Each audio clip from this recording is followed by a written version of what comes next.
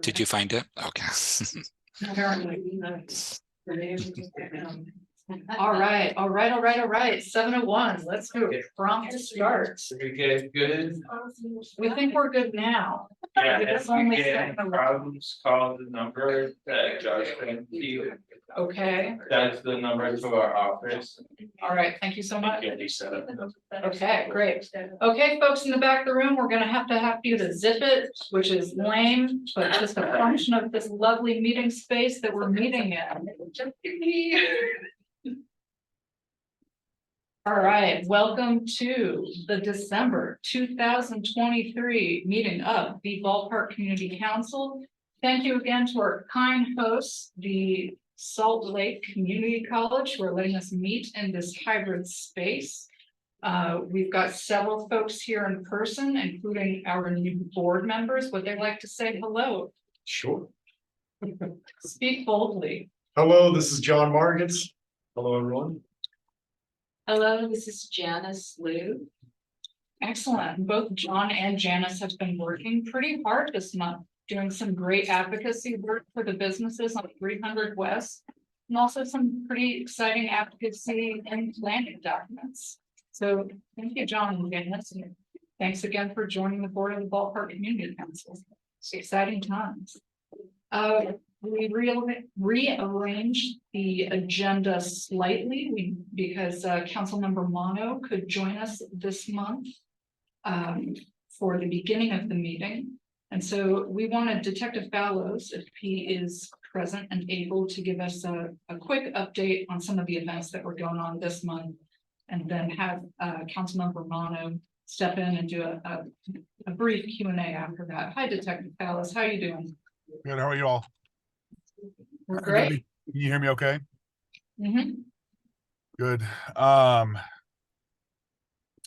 So I'll just give a quick update on obviously the biggest thing that's happened recently in the Ballpark neighborhood would be just the vandalism to several different businesses, vehicles, and then of course the pride flags that happened as well. So currently those are being investigated as a hate crime. They are in the early investigation stages right now, so not a whole ton of information I can release publicly about it, but I am working closely with the detective that's over that case.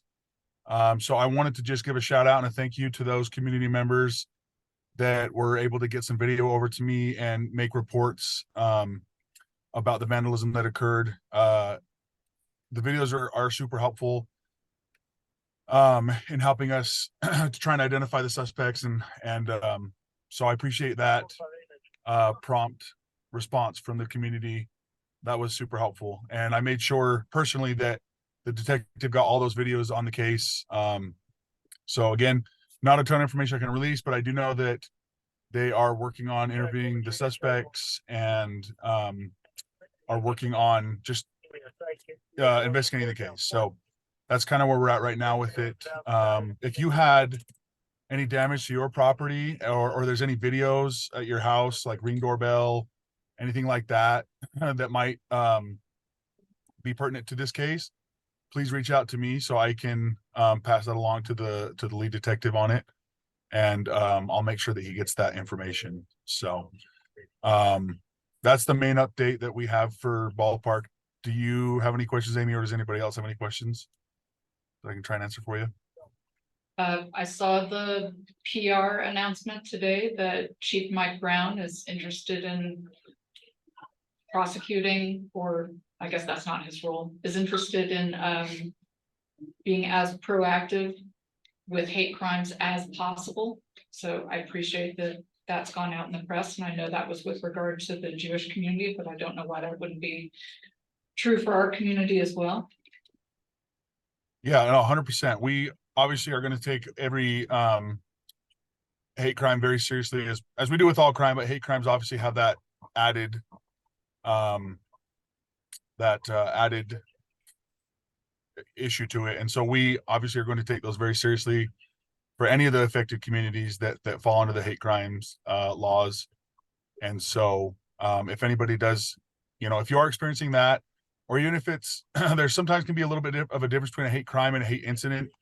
A hate incident may not necessarily rise to the level of a crime, but we still want to know about it, as they can be precursors to other things, or crimes that could happen potentially. So if you are experiencing, like if you have experienced a hate incident or something like that that you think is pertinent, then let us know, because we can, at least we want to document it and make sure that if there are resources that our community needs, that we can help provide those. So it is something we take very seriously. It is something that I even got to go to a training this year, surrounding nothing but, just eradicating hate basically in our community. So yeah, thank you for that, Amy. And definitely, if you have anything that you want to report, then you can reach out to me, or you can reach out to our patrol division and get it reported, so we can, because we want to keep track of those things, and we want to make sure that we're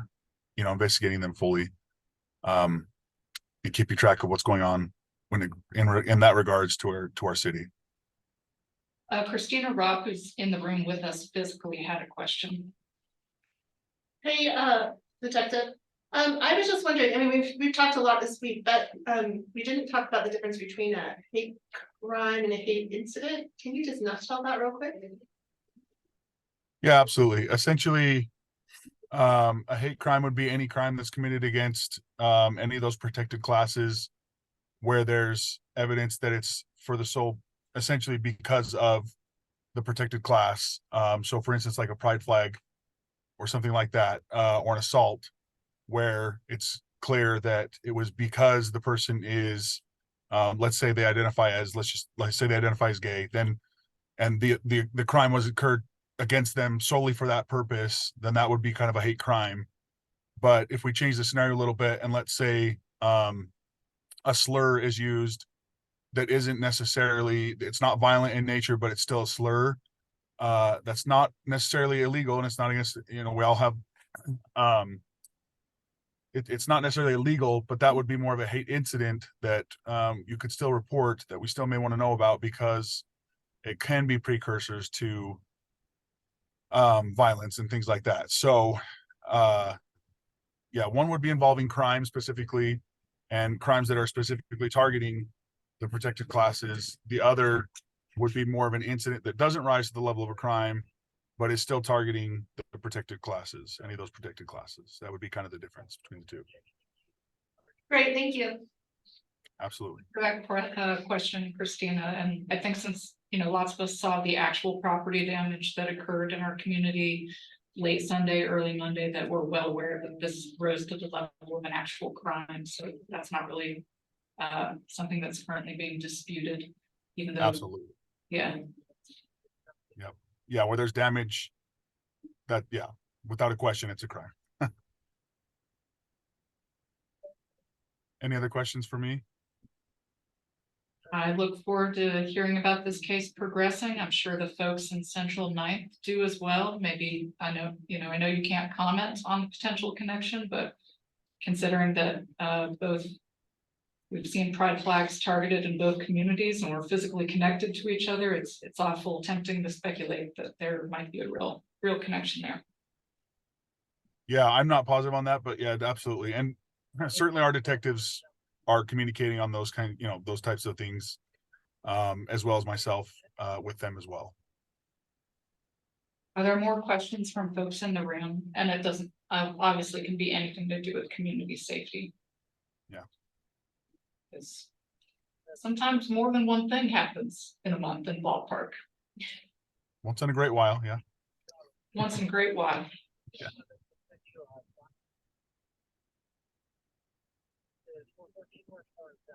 All right, well, I will move right along then and ask Councilmember Mono to take some Q&A. Hello, Councilmember Mono. How are you? Happy December. You too. Is my sound coming through okay? Your sound comes through great on our end. Yes, thumbs up. Okay, great. Lots of nods, lots of thumbs up. All right, sounds good. I was never a thumbs up person before Zoom, but now just like double Everyone's thumbs all the thumbsing time. up everything. Well, thanks for the time. We had a pretty big meeting on Tuesday, December 5th, 2 days ago. And we adopted some pretty large things and started talking about some others. So the affordable housing incentives, which a lot of people have heard about, was officially adopted on Tuesday, as well as the next steps for the fleet block. Fleet block, you might know, as the block between 3rd and 4th West and 8th and 9th South, technically in District 5, but over a little bit in the Granary / Central 9th neighborhood. But we adopted a new zone for the entire block, and also allocated the southeast corner of that to become a public plaza or a public square. That's roughly a quarter of the block that will become open public space, and that's a really big win that probably would not have happened without the advocacy of people on this call, and then also Central 9th neighborhoods. I know former Central 9th Community Council Chair Paul Johnson was really a big push for getting some open space on that block. So that's one thing that I think, while there may be some negative things about how long the city has been sitting on that block, it's been a kind of a blighted block for over a decade. And there were plans to redevelop it over a decade ago, which hasn't happened. But the good thing about this, how slow it's been, is that we were able to get some public space, whereas I think if it had been developed a decade ago, it would have been fully developed with buildings, as kind of a catalyst to the Granary neighborhood. But other things have already happened there, so we're able to get some public space there, which I think is a big win. We also certified the election results. As the city council, we also serve as the board of canvassers. So we officially certified the results, read those into record. And we started talking about two somewhat large things. One is budget amendment number 3, which could potentially include things for new paramedics that would serve with the fire department on the MRTs, the medical response teams, but they would be they called them single purpose paramedics that wouldn't be cross-trained in all of the firefighting activities, and be more specific. And then we talked about 4 new people in the city attorney's office that would help us with legislative purposes. There are, I think, 60% more bills filed for this upcoming legislative session than have been in any previous year already, and we're not even in January yet. So understanding that we need a little bit more dedicated resources within the city to make sure that Salt Lake City residents' issues are being understood by legislators, we discussed and then gave sort of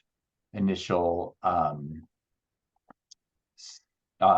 approval, support of 2 of those 4, and then the other 2 of the 4 we are still discussing whether or not we would support hiring those people. We also, in part of that budget amendment, we looked at we indicated our support for allocating $300,000 from the city's fund balance to help the road home house families experiencing homelessness. The family shelter in Midvale is full, and there's about an estimated $1 million gap to get those families into motel rooms for the remainder of the winter. And we were asked to support 300,000 of that 1 million, and we indicated our support for that. And had a large discussion about making sure other cities are helping us in homelessness and making sure the state's stepping to the table, but also understanding that we are the largest city and we're the capital city, and we were happy to fill that request. And I can't imagine anything more critical than making sure families with children have a warm place to sleep. So and then the other big thing that I think might be of interest to all residents, but especially Ballpark residents, is we started discussing some updates to our landscaping requirements. And this would be what is both required, but also limiting what is allowed in people's landscaping in terms of, with the goal of making it more water wise. but also making our landscaping fight against urban heat island and sort of balancing those two competing issues. So that one was we didn't have enough time for that discussion, so we're going to pick that up again on the 12th. So on this next Tuesday, we'll talk some more about our potential new landscaping ordinances. The next meeting is December 12th. We're going to start with the RDA, Redevelopment Agency Board meeting, which has quite a few items on it, some end of the year things, but also some new things that the RDA is working on. And then we'll move into a work session and another formal meeting. It will be the last meeting of the year. The following meeting will be the inauguration ceremony for council members that were just elected to serve for the upcoming term. And then the next full meeting will be the week after that. And at that meeting, we'll be electing a new chair. So this will be the end of my year as serving as chair. There was somebody, I don't see them here. I don't know that I see them. Well, they're not on at least the first page of the Zoom meeting, but someone that asked me about our vote for the 1720 and 1734 South West Temple zones. And so I wanted to address that. I unmuted myself out of habit, shame on me, but I was going to say, yes, Councilmember Mono, our new board member Janice is here in person. And Oh, in person, great. Thanks for the question, Janice, and I'm happy to address that.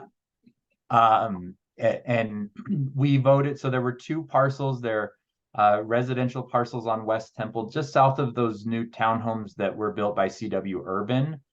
And they asked for a recommendation for a rezone to match the zoning that CW Urban currently has on that corner. And we did approve that at our previous meeting. And I know I first of all acknowledge that goes against what some of the residents of the Ballpark Community Council had asked for. The planning staff recommended that it be approved, or that the planning commission forward a positive recommendation. Then the planning commission forwarded us a negative recommendation. So it was sort of there was a little bit of a difference between what the staff recommended and what the commission recommended. But ultimately, I felt, and I know that again, this is that some of you will have had different opinions, but I felt like it was an appropriate request given how much multifamily residential and actually general commercial zoning is in that same area. It is on West Temple, which of course we know is more, that went through that 2016 down zone to R1 zoning, but that particular part of West Temple really has a pretty big mixture of those. And then it just also supported my goals of trying to create more housing and really fight against the direction that we've been going with housing inaffordability. Understanding that this isn't necessarily an affordable project, but it felt like an appropriate spot for me. And I know that others may disagree with that, and I'm happy to go into more details about that, but in the end, it just felt like the right choice to me. I'm happy to take more questions on that or anything else that Yeah, Councilmember Mono, I also sent you a question in advance, and it was a little bit related to the effects of the hate crime in our neighborhood. It was about graffiti on what Salt Lake City considers to be mobile objects. But in reality, they can be objects that stay in our neighborhoods for years at a time, and may not be that mobile. And I know this is something that we've actually spoken about before, because we kind of experience a lot of graffiti. Mm-hmm. Is there going to be any way that we could see to extend the city's current really great response to graffiti, right? Like I have a lot of success with the SLC mobile app reporting graffiti. It's almost always taken care of within a couple of days. But if it's on a construction trailer, we're gonna get to look at it for a while. There's nothing that I know of that's currently being discussed about that, but that's something I'm happy to ask a little more information about and report back. I don't have any information right now to share, but I'd be happy to. I think Cooper from my staff is here, so we'll take a note of that and see what we can find out.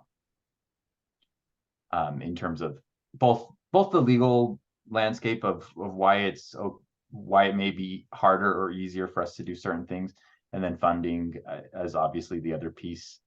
And so, but I think it's a reasonable request, so happy to follow up. I think so. It just seems like if, you know, the city is financially incentivized to take care of graffiti on buildings.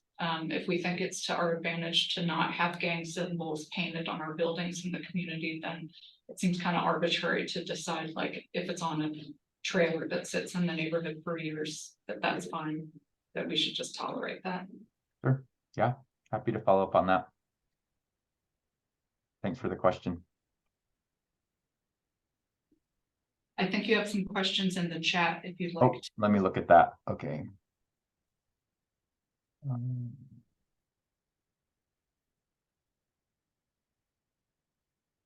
Okay, Fraser Nelson asked about the ballpark rezone. So the planning commission, this is that, I think what you're asking about is probably that whole area sort of north of 13th South and a little bit south of it that is part of the implementation of the ballpark station area plan. My understanding is that the planning commission, I think 2 or 3 weeks ago, made a vote to recommend approval for that, and I think it's sitting with the attorney's office to just draft the final ordinance before it gets transmitted to us. To my knowledge, it has not yet been transmitted, but I can double check on that, and as soon as it is, I hope that we'll be able to move that forward quickly. Thank you, Fraser. I know you had a big part in that, and a lot of people, Amy as well, had a big part in the station area plan and the events leading up to that action, but it's not on an agenda yet. So my best guess is probably sometime around February is when it would hit our agenda. I won't be the chair then, so I won't be able to control exactly the way the new chair prioritizes things, but it's something that I'll be asking for.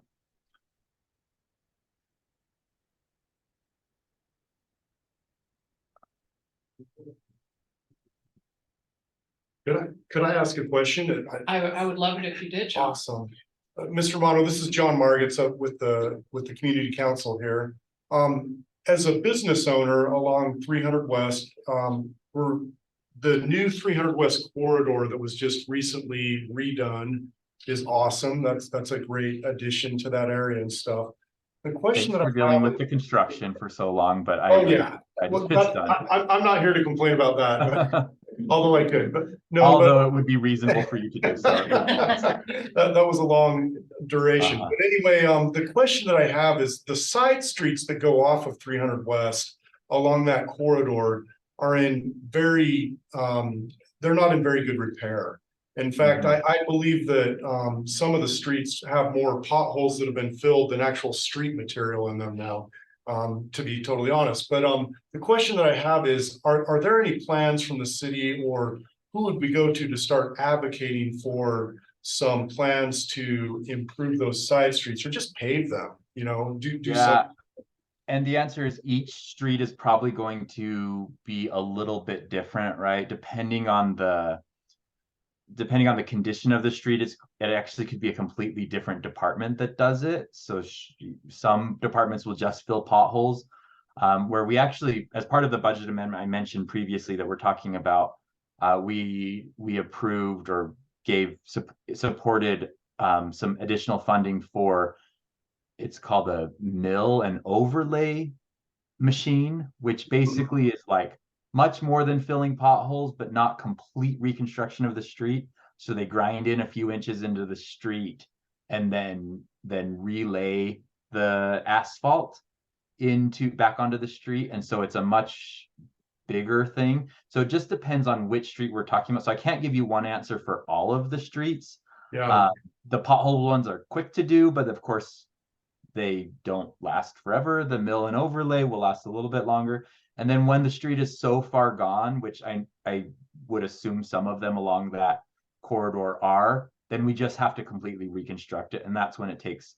So the easier, quicker fixes that aren't quite as good are faster for us to do, obviously. And then the really big ones, there's an enormous backlog. And about 5 years ago, the residents approved a GO bond for street reconstruction, which is what paid for the 300 West corridor improvements. And that is we've about spent all of that. So the way that streets get completely reconstructed is through our CIP process, which is of course competitive with all the other capital improvements. But if you could send an email to me, and I could loop in transportation and streets, and we can at least get you more specific information about which streets could fall into which categories. But I will also say this is one of the biggest items of deferred maintenance that we have in our city, and it's many years behind.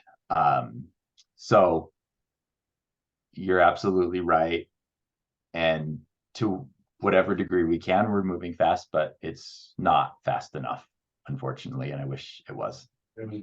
Great. I'll get with some of the other business owners and get you an email illustrating more detail what we're talking about and stuff. So great. And I see a question from Kelly about parking on Van Buren.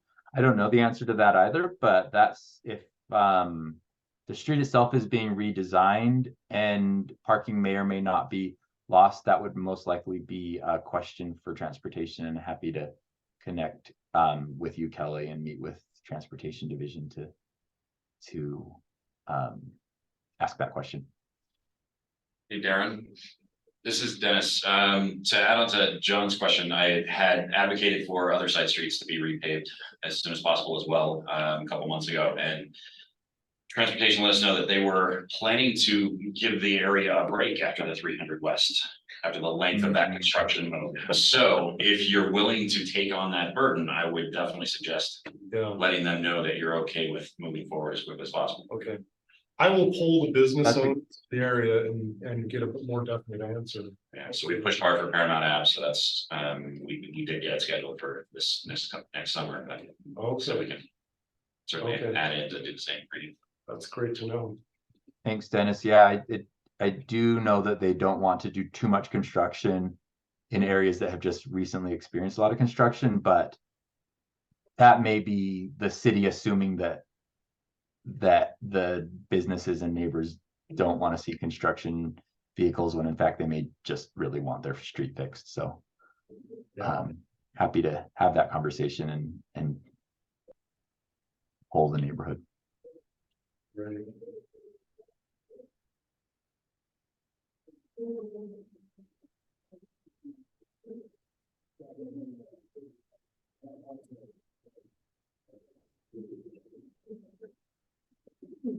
All right, any more questions in the chat or in person for that matter? If not, Councilmember Mono, I know you need to leave at 8, but I'm hoping you could stick around for Rob Wilson's excellent presentation on heat islands, because I know the planning decisions that you and policy decisions that you and city council members are making are going to have real implications for what some of this data might look like in the future, and maybe how you might be motivated to augment it. So yeah, I might switch devices, but I can stick around and at least listen. great, thank you. Thank you. I'll put my contact information in the chat before I switch devices. Great.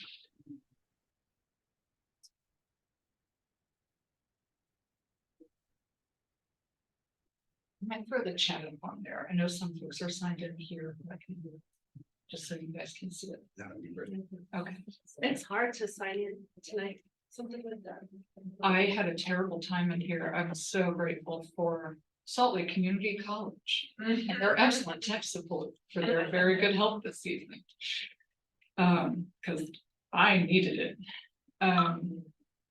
But I guess while I try to fool around with that, Rob Wilson, It's been a pleasure to know you in every capacity, designing science curriculum with you, seeing you teach at the front of a classroom, seeing you teach other teachers, and here now, taking the lead on one of the most important citizen science projects I've ever seen happen in Salt Lake City.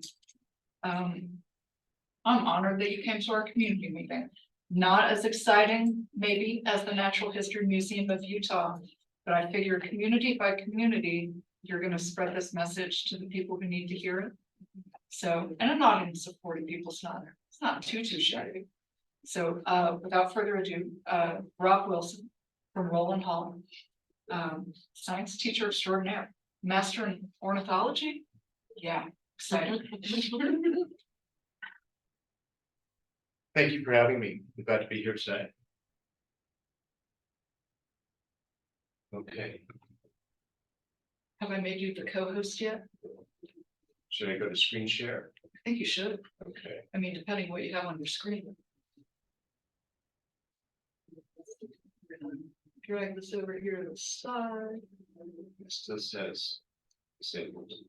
Well, let's make you co-host and make sure that you can have all the powers.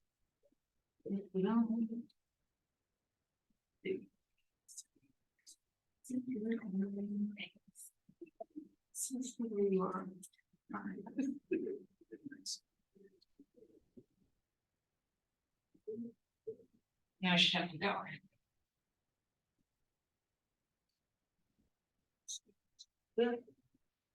Okay, there it is. Oh, very good.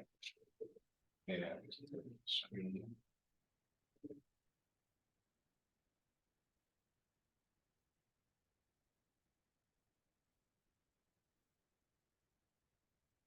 There we go. There is. Best folks possible ones. Okay. Well, thank you for having me here tonight. I'm really excited to be able to share our work with you. I hope you find it very valuable as you in plans for your community. The presentation I have for you is about a heat mapping project we did this past July. And I called it Making the Invisible Visible. Because heat as a phenomenon you can't see, we can measure it, we can see its consequences, but you can't see it. Yet it is one of the most consequential weather factors that we experience. And so what we set out to do and what we accomplished was making it visible. We mapped the distribution of temperatures across Salt Lake City. So it was done in cooperation with the Climate Center at Utah State. I had a very enthusiastic endorsement from the state climatologist Robert Gillies, and Salt Lake City government, various offices in the government, and the Natural History Museum, who's featured here. So I want to acknowledge our partners. And I did it from the platform as a teacher at Rowland Hall.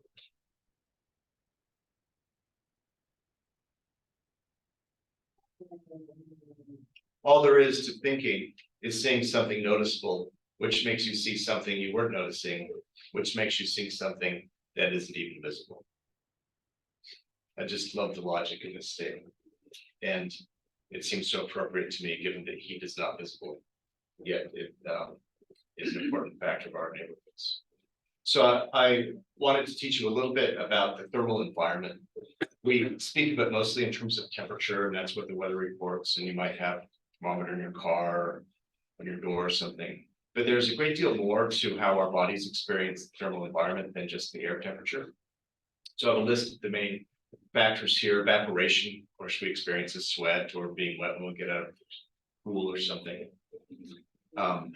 Evaporation removes a tremendous amount of heat from the body. The human body is probably better than any other animal on the planet at removing heat and being active in hot conditions because of sweat. Radiation,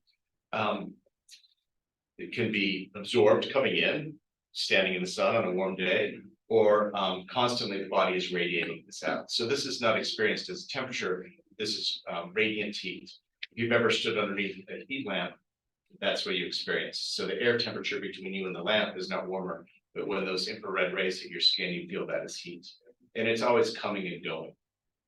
And convection is when heat is removed by moving air, by moving water too, but on the sidewalk, hopefully you're not standing and moving water. And That this was is earlier this year. right, a blow dryer or a breeze removes heat and sweat or evaporation from your body, so that's convection. And conduction, if you're at a table and you put your palms flat against the table, it might feel a little cool. That's your body conducting heat to the table. At this time of year, wasn't there the movie where someone fixed a flagpole or something? I don't want to think about it. Yeah, it wouldn't matter anymore, would it? It's 50 Oh. degrees out, you're 12 degrees. Reflected radiation, so sunlight hits a surface and then reflects off. And direct radiation is the sunlight bearing down on your body or any other direct surface. So that's how the body experiences this. Without a doubt, you sought shade someplace on a hot day and you sort of intuitively understood some of these parameters. The city environment experiences all these parameters and it can be observed in different ways. So here is a diagram of the urban heat island effect. We have daytime temperatures in a red color or orange color, with surface temperatures as a solid line and air temperature as a dashed, and then nighttime temperatures here. And you can see some of those features. So for example, the pond here has a cooler surface temperature, well, that's evaporation. And you can see higher temperatures in the urban area, and this is the lack of evaporation. So as you have less and less vegetation, then there's less soil and fewer leaves and fewer places where the land loses water through evaporation. This is in landscape, we call this evapotranspiration. Plants by their metabolism are always moving water through their tissues and it exits their leaves and it evaporates and it cools them, which is actually part of the benefit of that, but it's also their photosynthesis is happening. And then a tree has to be rooted in soil and that soil's got to have moisture, so you get evaporation out of the soil too. And in a lack of green landscape means a lack of evaporative surfaces, and it's going to be warmer. And we really see it warmer at night. So if you imagined a beach line here, if we extend the island metaphor, if you imagined a beach line here, this nighttime temperature in the downtown area is warmer.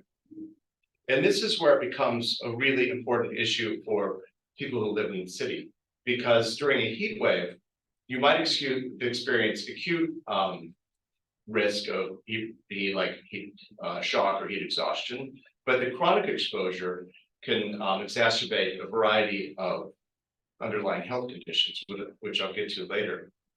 And if it doesn't cool down at night, then you don't get relief from the heat. This is a really important concept, and it's really emerged as we've seen heat waves happen in the Northwest and in Europe, and last year in the United States, especially the southern half of the United States. If you don't get relief sometime in the 24-hour period, that mostly means getting below 80 degrees at night. If you can't get relief from those hot temperatures, you're at much greater risk of heat-related illness.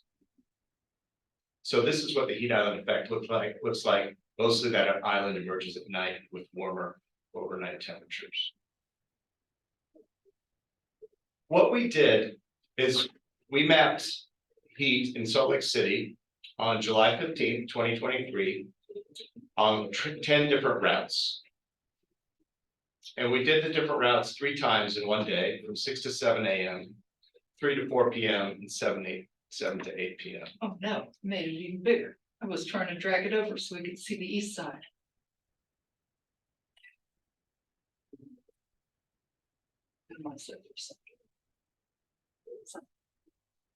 Yeah. So in this way, we could compare the routes with each other because they're simultaneous. We could say, oh, well, it was 71 degrees here and 71 degrees at this other location, and all of the things considered were the same. It's the same time of day, but just a different location. And then at same routes at 3 different times a day, so you can compare them with themselves. I could compare route one with itself at 3 times a day, or I could compare routes with each other at different times a day and see how it changed. Look at Sugar House Park. Looks nice. Yeah, right over here. Mhm. Yeah. Can you, I'm so sorry, I'm kind of blind. Which way is north? Okay, so north is the top of the screen. This is the airport. Okay, great. This is the airport. The Capitol's right about here. Okay. And I'll go to another map where I put some landmarks on for you. But thanks for asking. So this is what we did. We had 42 volunteers come out from the community. So from a wide variety of neighborhoods, they came out and drove these routes for us at different times of day. We hosted a hub at Poplar Grove Park, and it was really quite a fun event. And people enjoyed doing it. I really appreciated the community involvement there. Now I don't have regular control there. This is scrolling. And so what we did with the temperature data is we coupled it with satellite data that measured land surface. So you could tell if it was a parking lot or a park or a vegetated area or not. And carefully calibrated NASA models could then say, well, if it was this temperature on the street, then within, so many meters in any direction based on this land surface, it would be this temperature. So we composed these models of heat distribution. And in looking at them, they look quite natural to me. Like I don't feel like the model's very accurate. But no, we didn't have 8 billion thermometers out there to get all this. This is modeled temperature. So this is the afternoon-wide model, and you can see that the temperature is fairly uniform across the city. A little bit cooler up in the foothills, and this is actually much higher. Like this is above most of the neighborhoods. You can see a little bit of the newer subdivisions up higher. Here is Liberty Park, so I put that in as a point of reference. Here's the I-15 I-80 corridor, I-80 going west, 15 going north. Here's the 215 Bell route. Ballpark is right here, and then you'd have Glendale, Poplar Grove in this area here, Rose Park. So that's the afternoon model, the hottest time of the day. And it was a hot July day, the high temperature was 98. But it's sort of average hot. This was not a heat wave. It got a lot hotter the next day. And then I think it was the highest temperatures of the summer the next few days. This was just the beginning of that. And so it was average heat. Ideal conditions for our project: calm air, clear skies. It was a Saturday, so there wasn't much traffic. So we had ideal conditions. And then the evening-wide model, you can see that it becomes even more uniform. But you can see cooler temperatures on the east side. What I want to draw your attention to is the morning model. And you can see that the differences are more drastic. Now the scale is different. The high temperatures now are 71. So by 6 a.m., and of course this is a span between 6 and 7 a.m., but by 6 a.m., it's cooled down quite a bit from the day before. And this shows us the areas that cooled down less than others. So that difference is really exposed here. And what I said before is that overnight cooling is so important during a heat wave, because if people can't find refuge from the extreme heat, they're at much greater risk for heat-related illness. And so this was not an especially dangerous weather pattern, but it does reveal the urban heat island pattern very clearly.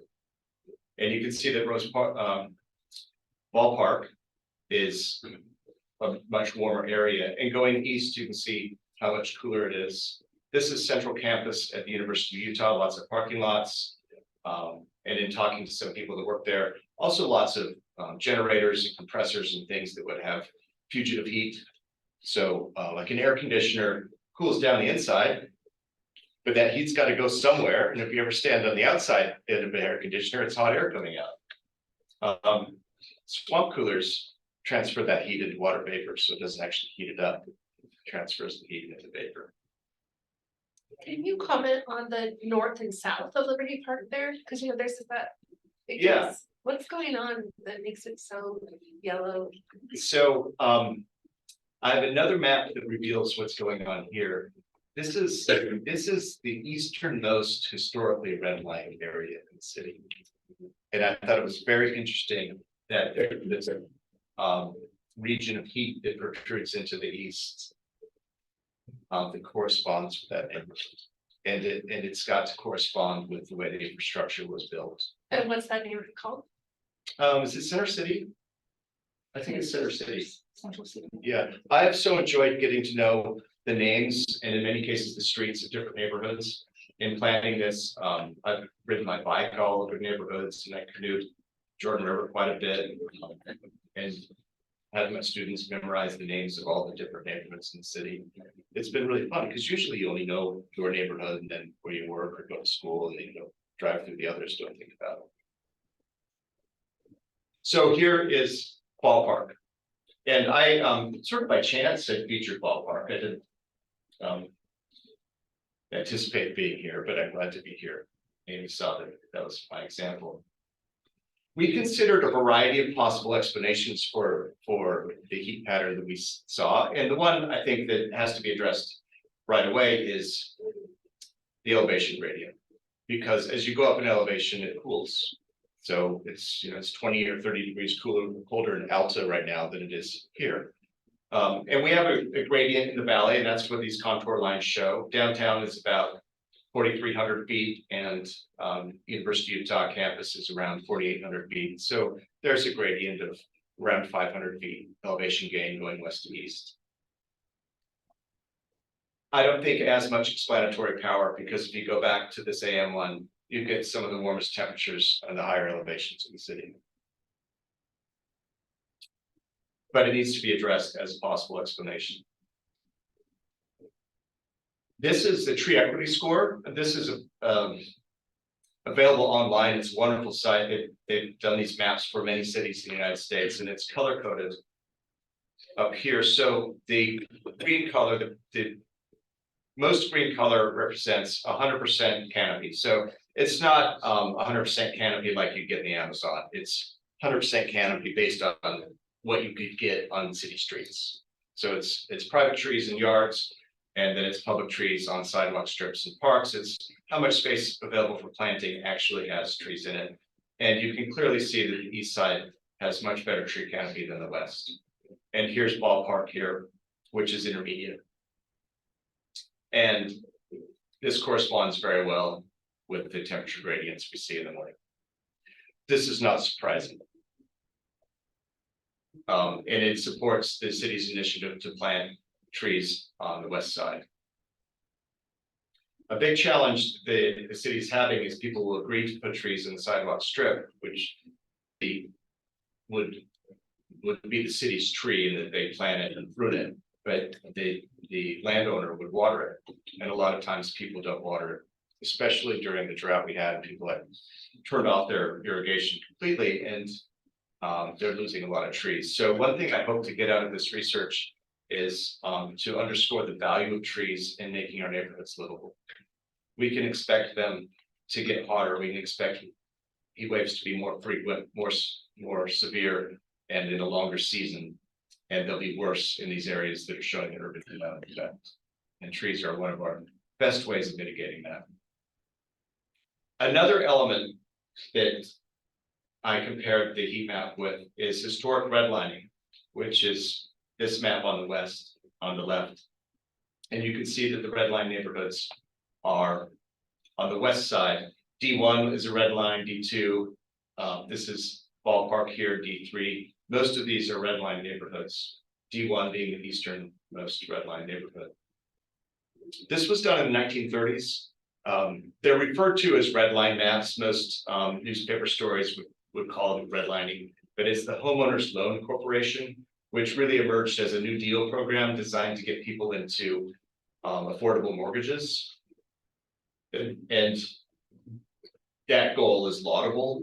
Unfortunately, the decision-making process of who gets a loan was based less on people's ability to pay a mortgage and the evidence they can provide for that. Anyone who's applied for a loan knows that the lender wants to prove that you'll be able to pay it back.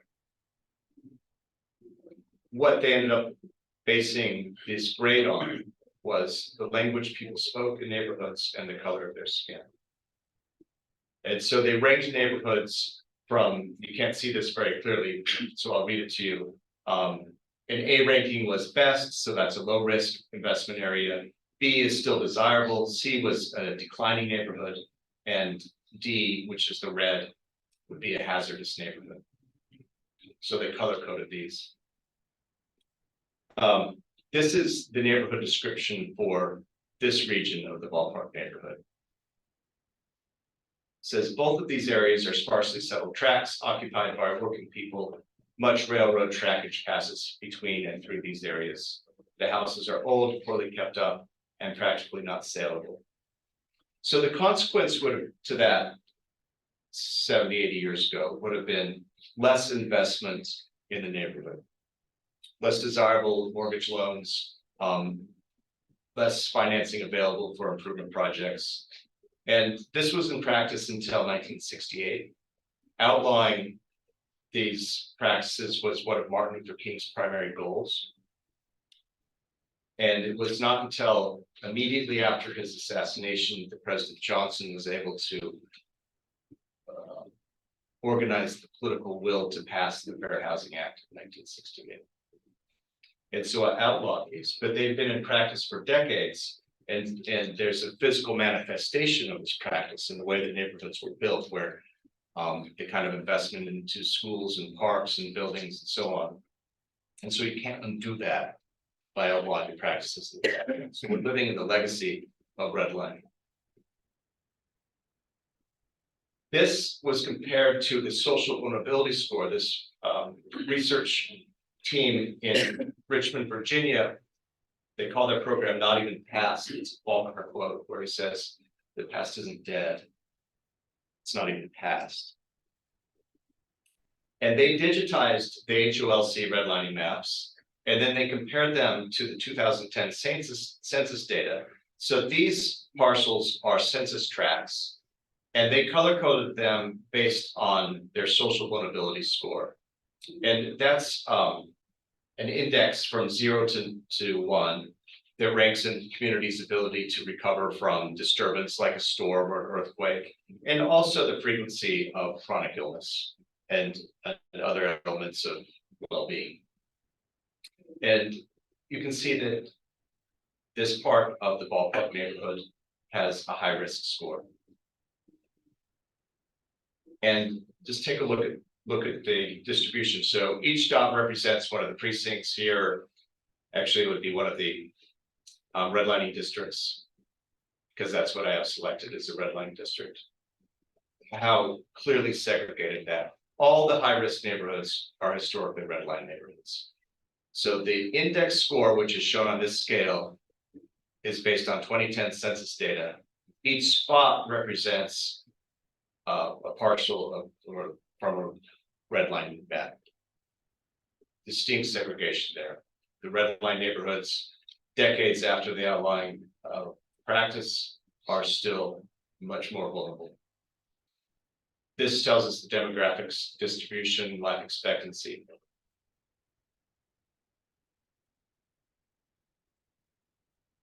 Ballpark has the highest frequency of asthma in Salt Lake City. Yep. You see it up here, 10.8%. And diabetes, high blood pressure, kidney disease, all on the higher end. And people with underlying health conditions are at much greater risk of weather-related illness. So back to what I said in an earlier slide, that those overnight low temperatures are really important, because if you can't escape from the heat, it's going to exacerbate underlying health conditions, and the effects of the heat and the effects of those health conditions amplify each other, and it becomes much more. So takeaways here. Chronic exposure to high heat can lead to organ damage, especially kidney damage.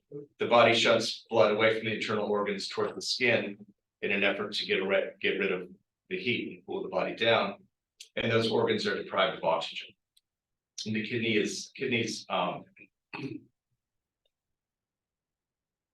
then begin to fail. In an acute circumstance, heat exhaustion and heat stroke being an emergency medical condition. It's when your body temperature gets above 104 degrees and you have to cool down immediately. And who is at risk? The very young, the very old, and those with underlying health conditions, and those that cannot escape heat at some point during the day. And it's the last two that I think really stand out for a lot of our neighborhoods in Salt Lake City. If the overnight lows aren't getting low enough, and then the person's home doesn't have air conditioning or swamp cooler. And they have an underlying health condition, then they're a much greater risk of dangerous, life-threatening illness caused by the heat wave. I was interviewed by KUAR a couple months ago, and they said, well, why would someone on the east side care about trees on the west side? And, I had an explanation. Well, they might, go to work on other neighborhoods, or they might do business and, go to shops in other neighborhoods, and all very plausible. And then I remembered this, and I wish I'd said it.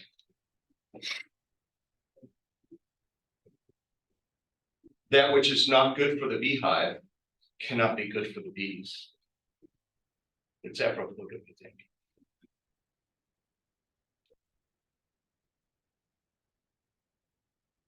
So that's my explanation of our heat study, and I'm happy to take any questions. Series of bummers, Rob. What are we gonna do? What are we gonna do? Fortunately, the city has ambitious plans for planting trees. And it complements our climate mitigation strategies, so cool roofs, white shingles on your roof to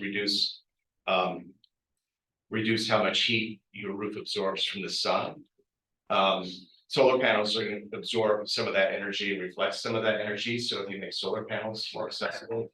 I hope that this study is attached to a wide variety of grants for, if the neighborhood wants to get some shades for the playground in the neighborhood park, that they can attach this project and say, look, we're in real need of some heat mitigation in our neighborhood, and we want, $5,000 to improve our playground with some shades on it, or put in a splash pad, or any variety of projects, small and large, that will mitigate heat waves. So we have a question from Kelly Lake, who was asking, am my understanding that Ballpark is even more at risk than Glendale and Poplar Grove? I would say so. You can see Glendale and Poplar Grove are cooler. And then if you look at their tree canopy, they have better tree canopy than they're over here. They have better tree canopy than more complete tree canopy than Ballpark. Yes. So I have a couple of maybe complicated questions. But the first one is the city is working on the landscape ordinance related to development.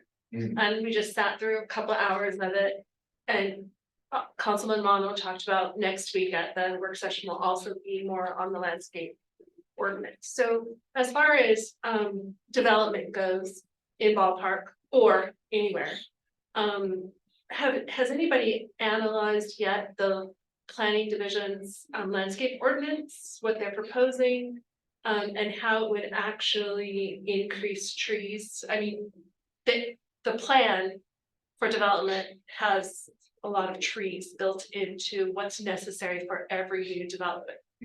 Right, so that's part of the way that the city is proposing to mitigate heat islands is more development. So my hope is that city planners, the Department of Urban Forestry was a partner in this, the City Office of Sustainability was a partner in it, and there's a landscape architecture, the team that's planning the Green Loop was a partner in this. So my hope is that this report then ends up being considered in those planning meetings, and they could say, look, we have certain neighborhoods that are in greater need of some heat mitigation. And so as whatever sort of infrastructure they plan and build, they could then say, look, we've got this hot corridor along the I-1580. It's adjacent parallel with I-15, I-80. What can we do to cool that down? And they can also know that this was sampled under quite ideal conditions to measure the urban heat island effect. The weather conditions for that day were ideal for measuring the effect. Christina, Rob, are you suggesting that Rob Wilson might aim his climate science students at the planning division's proposed policy and ask them to analyze it? No, Oh, what I'm wondering, like, Yes. so what I'm wondering is. Professor Will, go for it, do it. I'd love to. Do it. I'd love to. What I'm wondering is it seems a little bit counterintuitive, right? That we know there's going to be more development. So along with that development, as we're redoing this landscape ordinance, is, there's gonna need to be some conversation happening there. Yeah. So, I'm not suggesting anything, I'm just wanting to know, this is not a new concept, heat deserts, Yeah, right? So I'm wondering if a place like Ballpark, which is actually going to see a lot of development in the very near future, and they're already seeing that, is if they are aware of how the landscape ordinance is going to help or not help. So what this map right here does is it takes the explanation from being anecdotal to being a visible map and say, see, it's hotter here. I get that, I'm just wondering if yeah. anybody else is connecting the dots. Yeah, and so this is what this enables is you can see it. And that's kind of my whole premise is heat's invisible and it's hard to get people to pay attention to what they can't really see. And now we can see it. And then because decisions are made in meetings like this, and you've got a couple hours and people bring their cases, and then you've got a timeline and you got to say yes or no to something. And here you've got the visible evidence of the heat distribution. You say, look, we clearly have a heat problem in this part of Salt Lake City. And you can point to different parts. So as we plan things here, now we know better. So if you planned, a half-mile square parking lot of asphalt, you can't be surprised if you're going to make this problem worse. You can say, now we know better. You shouldn't do something like that. Okay, so just to be more clear, Mhm. are you able to quantify how much landscaping or green design you need to mitigate your color thresholds? That's what I'm wondering. Is there a way to actually quantify this? So Or is the it Climate just- Center would like to do that. The location of your trees makes it different, how close they are to your buildings, how much, what they shade makes a difference.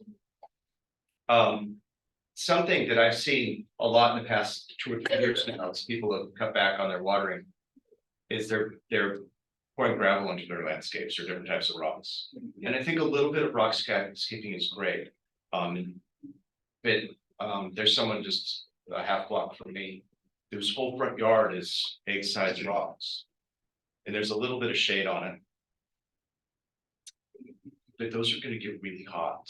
They're gonna make their front of their house uncomfortable because they're gonna reflect light right up into their house. They're gonna get hot, be warm. And if you had a neighborhood with lots of those, you're exacerbating the urban healing effect. So sacrificing trees to save water and pouring in rocks is gonna make for really uncomfortable neighborhoods. Potentially dangerously uncomfortable neighborhoods. So that's one part of redesign is what people do, or whoever owns the neighborhood, the landscaping, if it's someone's front yard or if it's business or public. I don't know if ordinance would be necessary, but it could be eventually in the future, if that becomes too popular. And this leads to another thing that I hope to come from this study, which is a greater heat literacy, where people are better aware of the dangers that the heat presents to them and how to protect themselves from that. And also the way landscaping and other activities in your neighborhood are affected or affect heat. And so what you plan for your landscape. And I would make the case that the water required to keep trees healthy is worth that water. Knowing that we should very intentionally conserve water in our arid climate during a time of drought when our great resource, Great Salt Lake, is compromised. If that lake retreats like it did the past couple of years, it's inevitable that that dry lake bed is gonna heat up and a cloud of warm air is gonna come over the city along with dust. So the heat wave effect and air quality are tied to the fate of the lake. So I just have one more question because I think it's a public service question. So we just did an entire thing on redlining, you know, we just a whole series, a series. And of course, like, you know, redlining did start in Liberty Wells on the actually the east side of Liberty Park. So people always ask us, you know, you have this really old red line district that's where NeighborWorks got their start. Why are there so many trees there, but not in other red line areas? Do you know the answer? I don't. I'm curious. Yeah. One clue might be to go to that district and you could read the neighborhood description here.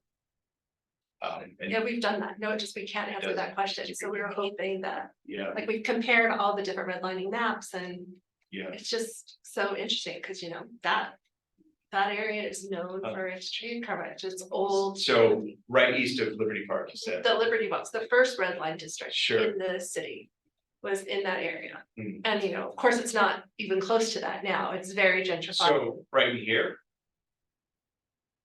You Let's know, see, I can't see your map. That's why I took a picture. I have a map of my own, but yeah, I would have to wear 2 separate pairs of glasses to. I'd have to look into that because, Yeah, here's Highland Drive, that's the diagonal, so it'd probably be somewhere yeah, here. It's right by Liberty Park, right? They're in the area, and the big yellow area on your heat map. That's to the south of Liberty Park. That area right in there is a heat spot. And it was old school redlined back in the day, and that Liberty Wells area, still tons of trees, right? So it's just really. It's really hard to understand why that's B1 on this map. here, so this is the redlining map. That's B1, so it's a green. I think what Christina is suggesting is that there are different redlining maps over time. I see. There That are this is different, like one- this is a Okay. different One one. year. Gotcha. You Yeah. have one, but Yeah. the one that. The last, Yeah, and I Right. can't make comparisons because. I can't really see your map right now, so I can't, yeah, and I can't trust my memory. it'd be interesting to see how they change over time. Yeah. It would be. Yeah, So that's, I mean, this doesn't have a year attached to it. this is a different map than I've seen. Yeah. Your map is very different than. Where did you get yours? How did you access? The it? Neighborhood Works, the NeighborWorks organization, are you familiar with them? Mhm. Well, they are the, we can talk about this after, but Yeah. I'm sure the group is familiar with NeighborWorks, right? It's a very, very positive, especially west side development, in neighborhoods, for housing. Mhm. But, NeighborWorks, let me see, but, they, yeah, so there has been several, including Thriving in Place. All the maps associated with Thriving in Place, we've had one presentation after the other, you know, on this kind of stuff. So, you know, it's the question that keeps coming up, but your map's just a little different, so. We can talk about it afterwards, Yeah. but. Interesting, That'd be a great graduate project. yeah, well, I mean, We're always coming up with good assignments in here. Such a nerds. I mentioned 2 theories. One, Redview Creek in particular, but all the creeks run through that corridor, right, to service through Sugar House Park, Liberty Park, hence the ponds there. immigration is right there. Yeah, so A, you've got a water source, and B, I know Jeff Webster at lives by the Home Bird Refuge, or the, Tracy Aviary? oh, bloody hell, what's that? Through Wasatch Hollow. Oh, Miller Park, yeah. Yeah, tells the story of how Brigham Young's wife carried a tree sapling in a wet sock across the plains, and planted and fathered all those trees through the Miller Park. So that basically carrying through, it certainly could have been other settlers in that corridor. So that's interesting though, the water in Ballpark, immigration comes all the way down to Ballpark, right? Amy, but there isn't the multiple. What are those called, confluences? Yeah. So Yeah, so interesting. you got like the Three Creeks confluence, so- and hence why Ballpark and Glendale, Glendale and Poplar Grove Have the confluences. are slightly cooler, because we do have a Three Creeks confluence, the Jordan River corridor. I knew this would be a brilliant big take because Yeah. that question has been asked over and over in multiple meetings, and this is potentially the first. And there's so many springs around Liberty Park. You see them, they're featured, and they're features in the park. So there could be springs that. Well, it's on surface the, water. it's on the fault line, so we have all the, Yeah, the plume and everything underneath it. yeah, So, I guess that leads me to the next Ballpark question specifically is, what is the underground water like in Ballpark and other heat islands in Salt Lake? And could something about water in the area, bringing more water to the area, help with the heat island? yeah. So, the trees are gonna respond to the water table and soil quality. So it's naive to think that any bit of bare ground should be able to support a big tree. It's like any other landscape. Right. No, we can't apply water to it and irrigate it, but there are going to be those underlying geologic conditions that would be more favorable for some trees than others. So could the ground here potentially not support a big tree canopy? Obviously not as easily because it doesn't have the underlying Ballpark. water table, yeah, in Ballpark. I don't know. Yeah. But I would say that some parts of the city are bound to be more favorable to trees than others. Yeah, You have to know that, I before- wouldn't make assumptions about our water table because I think all of us have driven past. Sears Lake City recently and have noticed the water table just sitting there, so that's not that far, but that's. The north end of Ballpark, so the hole in the ground that was Sears. yes, sir, Yeah, that's full of water, yeah, yeah. Oh, I don't think I'm making assumptions, I'm just saying that if we're designing Ballpark, if we're building Ballpark, which we are, right, as a city, that.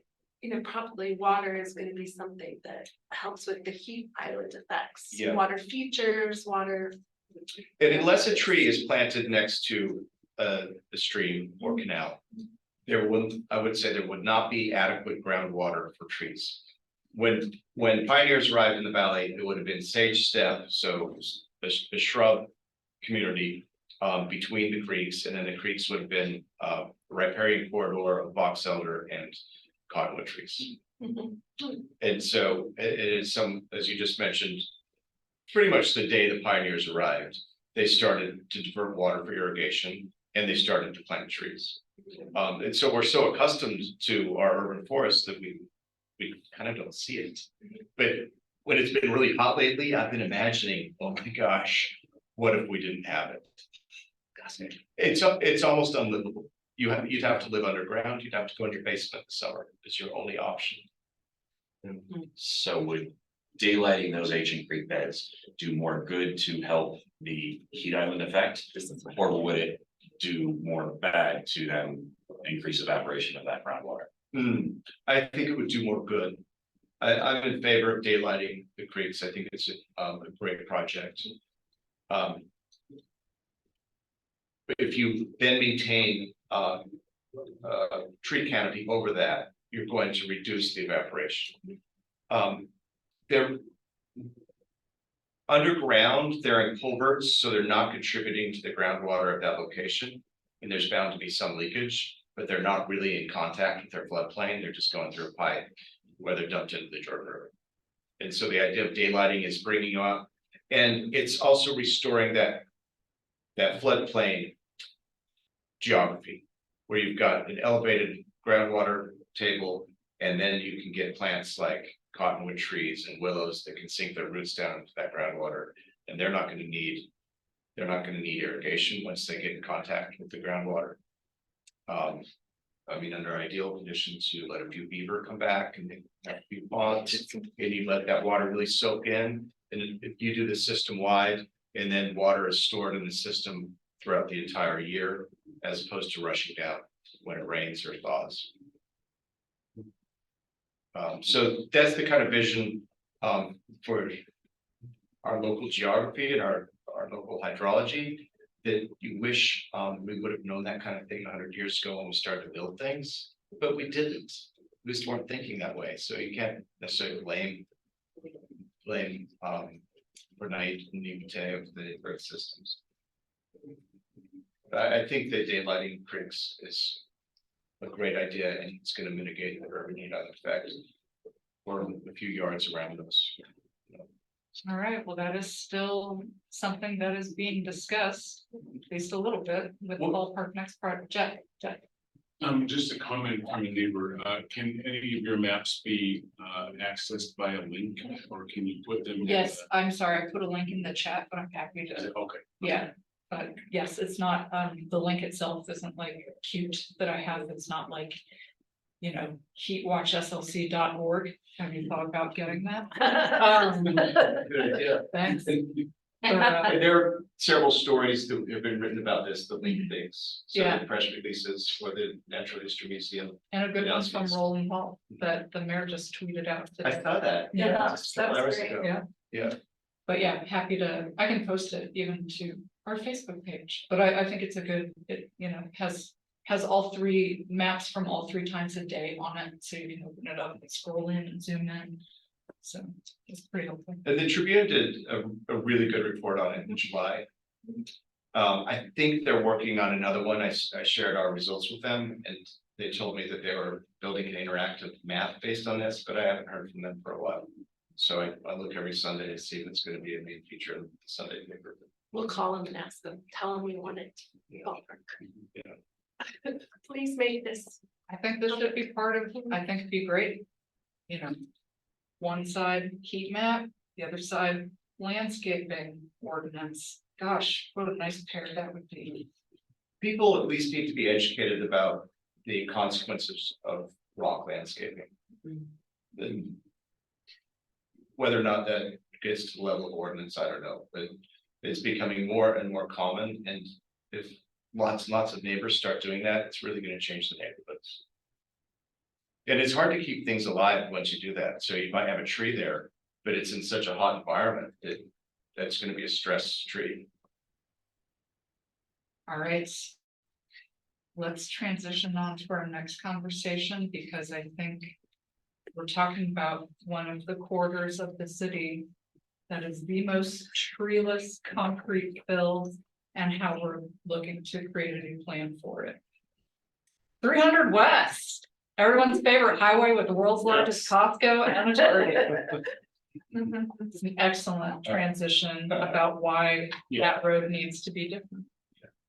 Thank you Well, for thanks your for having me time. in. Thanks for having me in. Thank you. No, that was.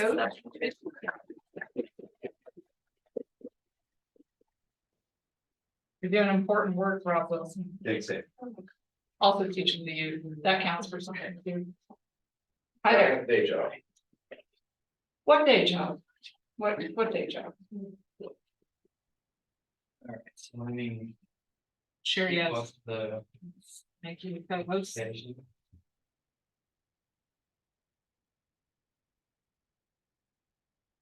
You should have all the power now.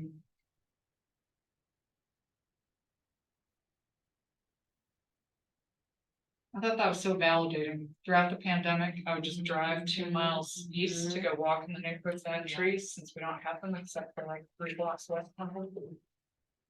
Oh, look at those. Okay. Look at all that concrete. Parking lots, a lot of rooftops. Have you considered putting some water features in there? We'll get a nice rendering, yeah. Okay. So I'm Daniel Echeverria. I'm with the Salt Lake City Planning Division. I'm here to give you an update on the 300 West Corridor and Central Point Station Area Plan. I was here back in August and I gave just a brief overview and introduction of the plan and its goals. But I'm here to give you an update because we've made some progress in the plan. We've held some open houses and we're hoping to get people to the online survey before it closes to provide your input on some draft scenarios that consultant put together.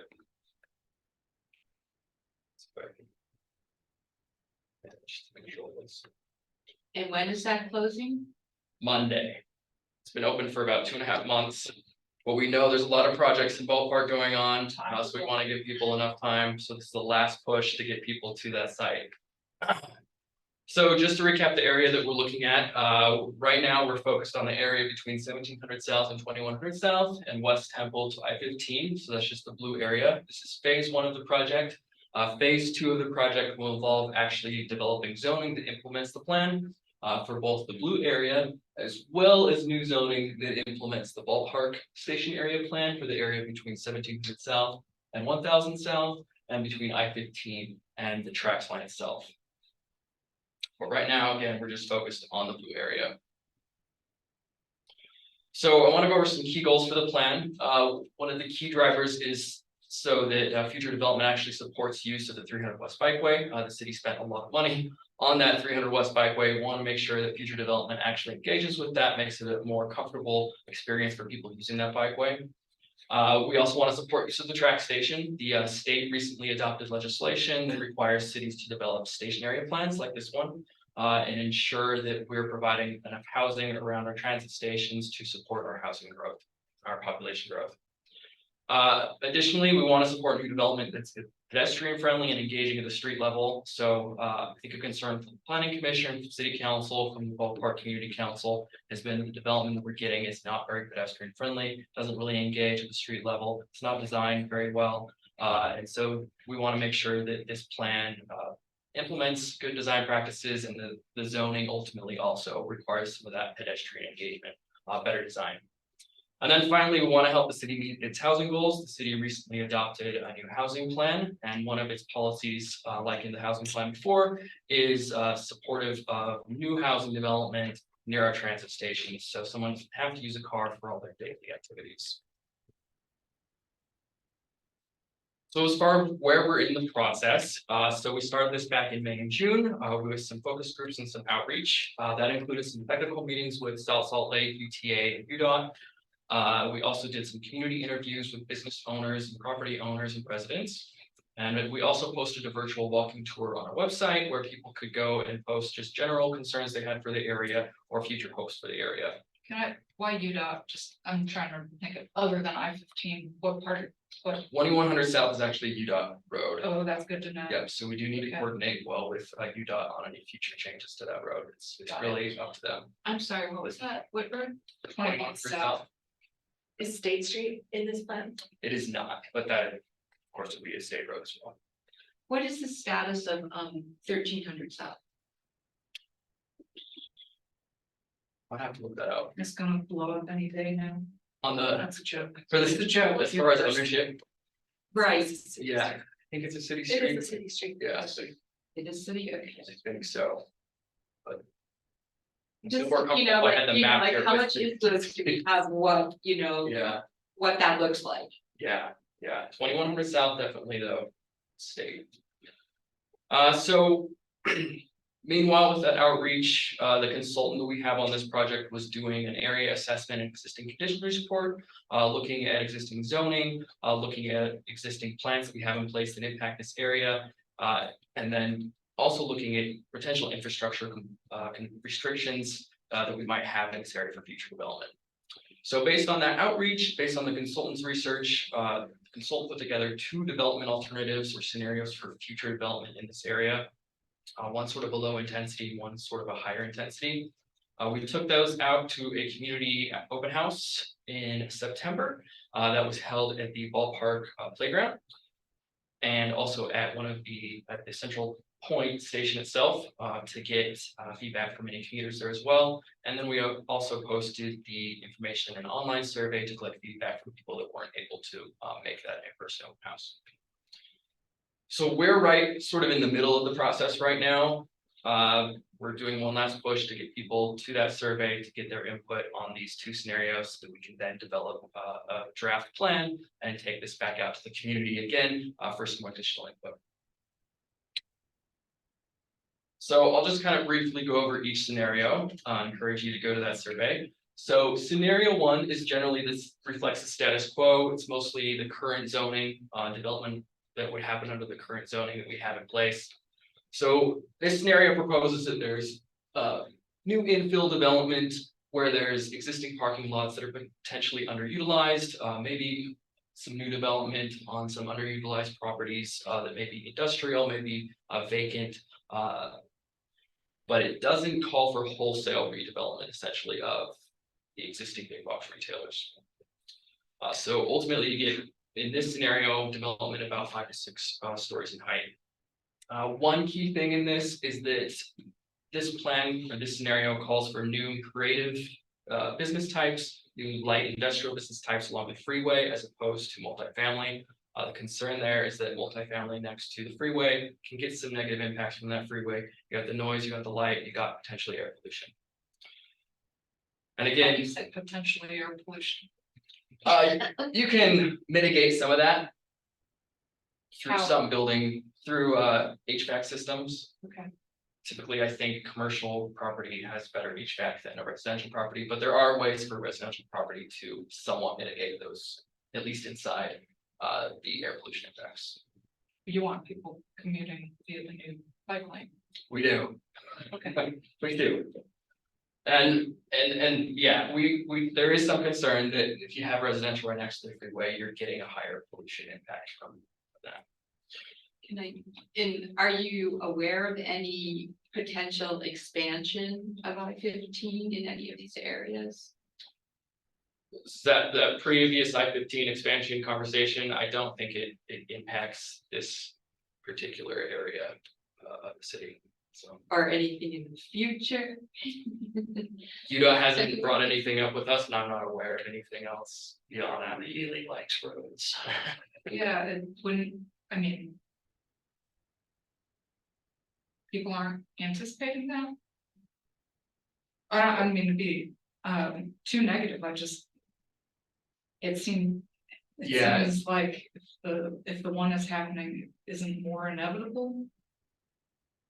I wish it wasn't. Yeah, I assume that is the current work is happening, but I'm not aware of anything that would cut in necessarily to maybe these properties here that we're looking at least as far as our conversation with UDOT gone so far. But I can't speak for UDOT, so Yeah, I don't want to make any promises there. As far as other transportation changes though, one element here is that we're proposing an on-grade pedestrian crossing at 21st South in the tracks line. We know that there's some jaywalking from the neighborhood directly to the tracks line. We want to make that a safer experience for people to get directly from the neighborhood to the track station. That's, I don't know if I can show that with this cursor. That would be over here. Additionally, other transportation changes here are new east-west connections at 1830 South and 1950 South. So that's intended to help break up these very large blocks that we have along 300 West, start making it a more pedestrian friendly, more comfortable walking environment. do you mean across tracks there? That is a potential element as well, as a crossing at that tracks line. We don't know how realistic that may be, certainly not realistic in the short term, but in the long term, potentially it could help improve walkability. Potentially. Those would be like pedestrian crossings, not automobile crossings, right? In this scenario, yes, yeah, it would just be a pedestrian crossing. Another key element here is the West Temple in this scenario stays essentially the same. It stays low density. The existing residential stays in place. There would be some new residential development on the north end, and then at the south end, next to 2100 South. And then there is a large business here. If that business potentially wanted to change over or move, this scenario proposes that the townhomes could potentially be built there. Do you mean Oakland construction? The adjacent, I think it's a wood. Intermountain wood. Intermountain wood, yeah. So this is scenario 2. It is the more higher intensity, denser development. It showcases more of a full redevelopment of the existing properties here rather than just little infill development in the parking lots. So in this scenario, the large retail, like Costco, like Sam's Club, changes over to more of a mixed use development with 7 to 8 story tall buildings with retail potentially on the ground floor. And like the other scenario, this also proposes light industrial uses next to the freeway as opposed to residential. It does throw in some office in this scenario versus the other one, which did not propose office spaces. There is an assumption in scenario 2 that because we have a lot higher density, we'll have a lot higher property tax revenues potentially that the city could capture and use to do more green spaces. One idea for a green space here is a landscaped pathway next to the tracks line that could accommodate biking and walking. Also could potentially support additional green spaces just in the area in general. The city could potentially use that money to buy property for future small parks. Another change in this one versus scenario 2. Scenario 2 has those east-west connections, the 1830, 1950. Scenario 2 proposes new north-south connections as well, so it further breaks up those blocks, makes them much more walkable. Instead of 300, 600 foot blocks, you're looking at maybe 150 to 200 foot long blocks. It makes a much more comfortable experience for pedestrian walking and navigating from one point to another. If you're thinking about city revenue and you're thinking about property tax versus sales tax, what would it mean for the city to lose the world's largest Costco in terms of loss of sales tax revenue? It's a good question and good consideration that we definitely need to take a look at as far as this plan. How can you share that information? We will need to do some digging on tax information. I think some of that is a little hard to get and narrow down to a specific area. But I think we do need to balance that with our other goals here. Because we do know, we've heard that this Costco is an asset to the neighborhood. To a lot of people have said, we really like the Costco here, we use the Costco. We don't want it to go We away. don't have a ton of grocery stores. What was that? We don't have a ton of Yes. grocery stores in the neighborhood. So in that sense, it is an asset. And I mean, like, there's a lot of reasons. I mean, it is provides, shopping for all of the city. And then it also gets people into our neighborhood to go to other places. And it also, we were just looking at affordable housing for 200 units at the corner of 1300 South and 300 West, which provides, again, affordable shopping, just like the Walmart in easy distance, and potential job options as well. One of our former board members worked at Costco. And then, and also there's the apartments, the new, I guess it's Colony B, which is next door, which has, let's see, they're kids who've aged out of foster care. So it also provides any number of those types of services for them, as well as for, I think they have units for those who have disabilities. So I'm like, there's, yeah, a lot of reasons, I think, to keep it there. Yeah, and that's why we're here, to get this input. I would venture there's also a lot of research out there that shows that the tax revenue from a big box store, because of the sheer size of the parking lot surrounding it and everything else, that it ends up either costing the city money or gets them minimal gains per square foot in comparison to numerous other types of development. That being said, I love Costco and I want to get that up. Well, and then if you wanna put more housing next to the freeway, isn't that what That doesn't, west side is? So in this scenario, though, it's showing more of an office and industrial buildings versus multifamily. Multifamily is pushed next to 300 West, so that there's some sort of buffering. And there's an assumption here too, that those industrial buildings are a little higher. Potentially, it serves as a buffer, just as far as air and wind goes. So that it's not just, that air pollution is not diffusing just out into the residential, any residential areas. Dennis, regarding the research that you were talking about big box stores and their tax benefit to city, I'd be interested to see it if you have a way to access it or pass it along. All right, see what I can do. When you did the scenarios, and I'm sure you guys did this at a different meeting, how did you, what was the plan for phasing out or the potentiality of phasing out big box stores? How do you? So, no matter what we do, if we implemented zoning that said big box stores aren't allowed, they can stay there essentially forever. So there's no, I guess we wouldn't propose to push them out somehow, through some mechanism in either of these scenarios. If it made sense for them to turn over to another use, they could at that time.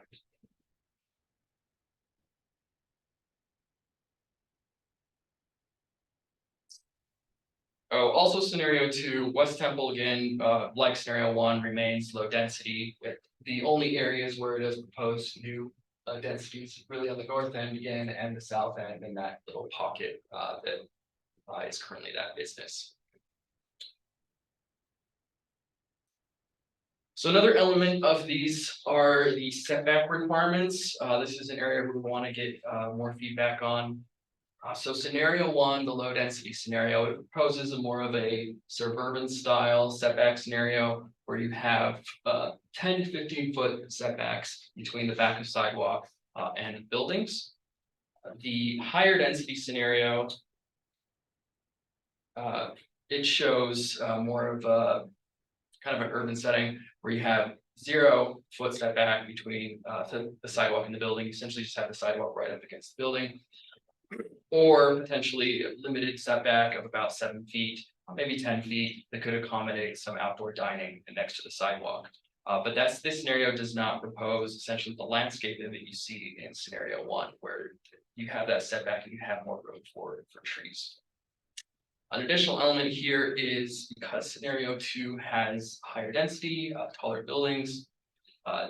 One element it proposes is a 15-foot building setback after about 3 stories. So you go up 30 feet and you go back 15 feet, and then the rest of the building can go up. It's sort of that sugar house style of development. It can help reduce potentially the canyon effect that some people feel the experience on 400 South. So that about covers the scenarios. The online survey closes again December 11th. So once it closes, the team will review the input on that survey, develop a draft plan. We will again incorporate comments from this meeting, from the online survey. And one thing I want to clarify is that they're not going to just take one or the other scenario.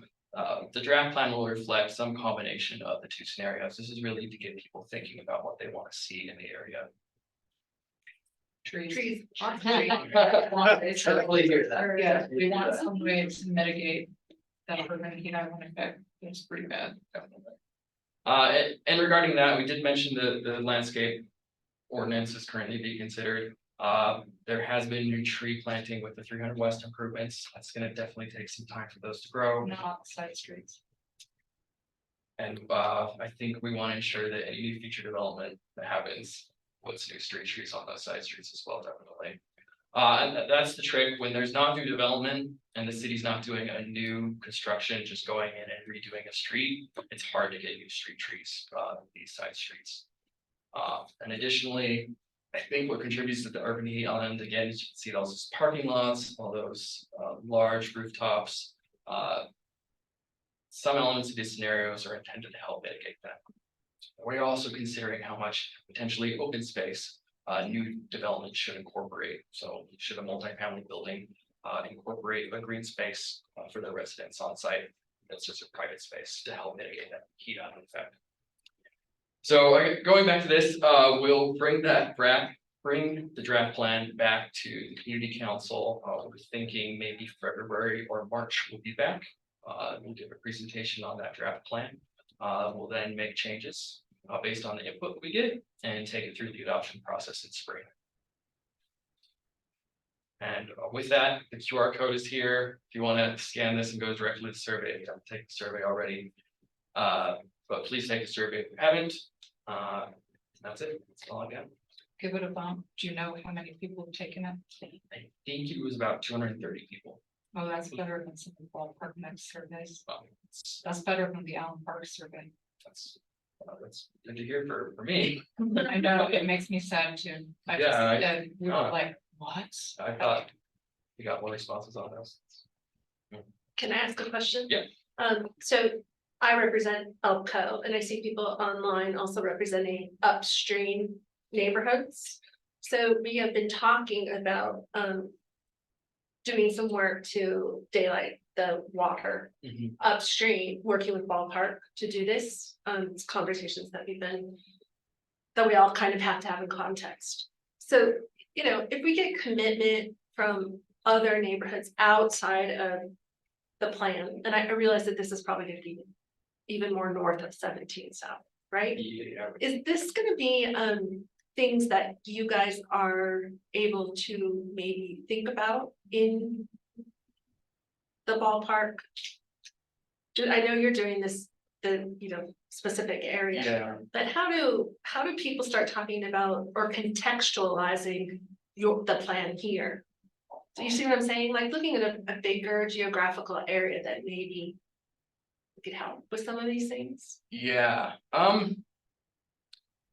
this plan, is limited to this area, so it's hard to, I guess, incorporate stuff like the daylighting when there's. And what's gonna in happen there. north of 17 South? Yeah, I mean, I know in Ballpark Next, I put those comments in for Right. daylighting. And I think, like it's been, what is it, 7 canyons? I mean, they have had, like a tour That's what I'm and referring to. and discussing Mhm. that for that area too. But it's just so very separate is what I'm wondering. The plans are just so, they're not really actually working together right now as to your knowledge. The plan that you're talking about today and some of the other plans that are happening just north. yeah, so we are trying to coordinate Mhm. our planning efforts with their planning efforts. Okay. As far as the daylighting though, I don't know how, I guess, to integrate the two. Well, that's But like a plan like our larger open space plan, Right. that covers the citywide, that may speak more to the potential daylighting or some of our other citywide plans. Well, when we had that discussion or little tour with 7 Canyons, there was somebody from Public Lands who was there. And So we so- kind of started that. I mean, he was there for that conversation of daylighting. So I don't know how that all, again, how does it? Right, I all- just want to be a little bit more specific about that question, is that we were talking about this before. And sometimes it's hard for people who are on that tour, because these creeks come down through our neighborhood, so the question is. I guess what I'm asking, is there, there's Ballpark Next, and there's all these things happening just across the street on 17 South, like, how does this plan bump up against those other plans? Do you know that, or not really? Yeah, so I mean, so this plan. It's going to propose new housing. And we need to make sure, and new connections, we need to make sure that this plan aligns with the plan north of 1700 South and what they're proposing. Traffic wise, we want to see if that's gonna have a large traffic impact. What needs to happen on this side of the street as well. So we're trying to have those conversations. It is difficult when we're just dealing with one thing over here that maybe doesn't align time wise with the efforts north of 1700 South. But we are talking with the RDA. We're talking with the other planners working on the other implementation of the Ballpark Station area plan to make sure that we're on the same page. We're trying to coordinate where there's some overlap. Well, and as I brought up to you too, is the discussion that's just, I don't know, the extension of tracks on 400 West and how all of those connections integrate into this area as well. Yeah. It's making sure that all happens. Yeah. Somebody's got a vision of the bigger picture. We do have citywide plans that do look at that a bit, but I mean, there may be opportunities in that. That 400 South, that connection, I'm blanking on the transit link, the tech link study. Yeah, Potentially yeah. could be a trail along that tracks line. We're also looking at potentially a trail along the tracks line on this segment so that there could ultimately be, a full connection there. We're trying to keep those things in mind as we're going through this planning process.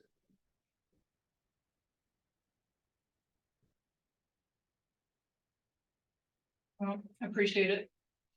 I think I put to you an email before, the open plan, the city's open. I'm not calling it by the right name, the 2019. Public lands study, one that studied like public land across the city. Yeah, we took a look at that too, yeah. Yeah, they underestimated. They didn't count the 300 West corridor as counting as a corridor where people live, because they were just as like CG zoning. But if you count it that way, it makes the disparity worse. So. And as you know, there are people who live on the 300 West corridor now. Yep. And you're proposing that more of them do. Yep. So. That would make the disparity even worse. So we'll definitely look at that. I know there was a need for new park space in this area in general, but I think it's kind of fine, so.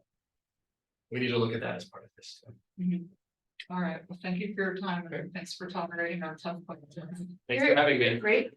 Yeah, Appreciate and it. it might be tough to go after the fellow who tells about the terrible thing that's going to cause our organs to fail because of our heat disparity. All right. Thank you. All right, the VOA, final presentation of the night. Would you care to share? Sure. Like a presentation or No, it would just be, just talking? Yeah. Okay, let's focus on the head. should I come up there? Sure. No, You go ahead. oh, it's just me. I will ask you. Sorry, my knees just need to get up there.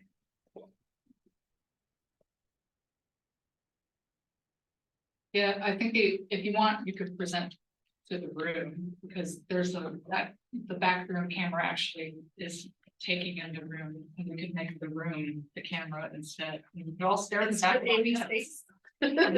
Yeah, yes, so weird, right? Oh, yeah, I know, slightly better, right? that's great. Okay. Thank you. I appreciate the opportunity to talk a little bit about our program and the application that we put into the City Planning Commission. Just as far as introductions, my name is Suati Balu. I'm the VP of Program Operations for Volunteers of America, and I'm joined by Danny Knives, who's our Division Director of Youth Homeless Services, as well as Kathy Bray, our CEO. And Dennis, sorry, Dennis, Community and Neighborhood Liaison. So for a little bit of background about the Youth Resource Center, it has been in operation at the 888 South 400 West location since 2016. Our primary goal is to assist youth in ending their homelessness. Many youth may have a variety of different barriers to be housed, and our case management and youth resource center staff assist them in addressing these barriers to hopefully move them into housing as soon as possible. Prior to 2016, we were actually located on State Street, right next to the bayou, and it was a drop-in center, so no shelter component, and their youth were able to get a hot meal and also receive case management services, housing case management, life skills support, and employment services. I ran that program for a year. And I have to say it was extremely difficult every night to close the doors at 5 p.m. Because we knew that the youth that we served that day would most likely have to sleep on the street. So last fiscal year, we served about 400 unduplicated youth. FY23, we have seen an average of 43, well, let me just back up, sorry. So, in 2016, we were elated to open the resource center that we currently have now. So it has the drop-in center component as well as the shelter beds. So we have 30 emergency shelter beds that youth can sign up for. And so in fiscal year 23, we have seen an average of 43 people sign up for beds every night for those 30 beds. And during winter, it increases to about 48 on average. Last year, the Youth Resource Center was included in Salt Lake City's winter response, and we were approved to increase our shelter beds to 50 last year, which was really great.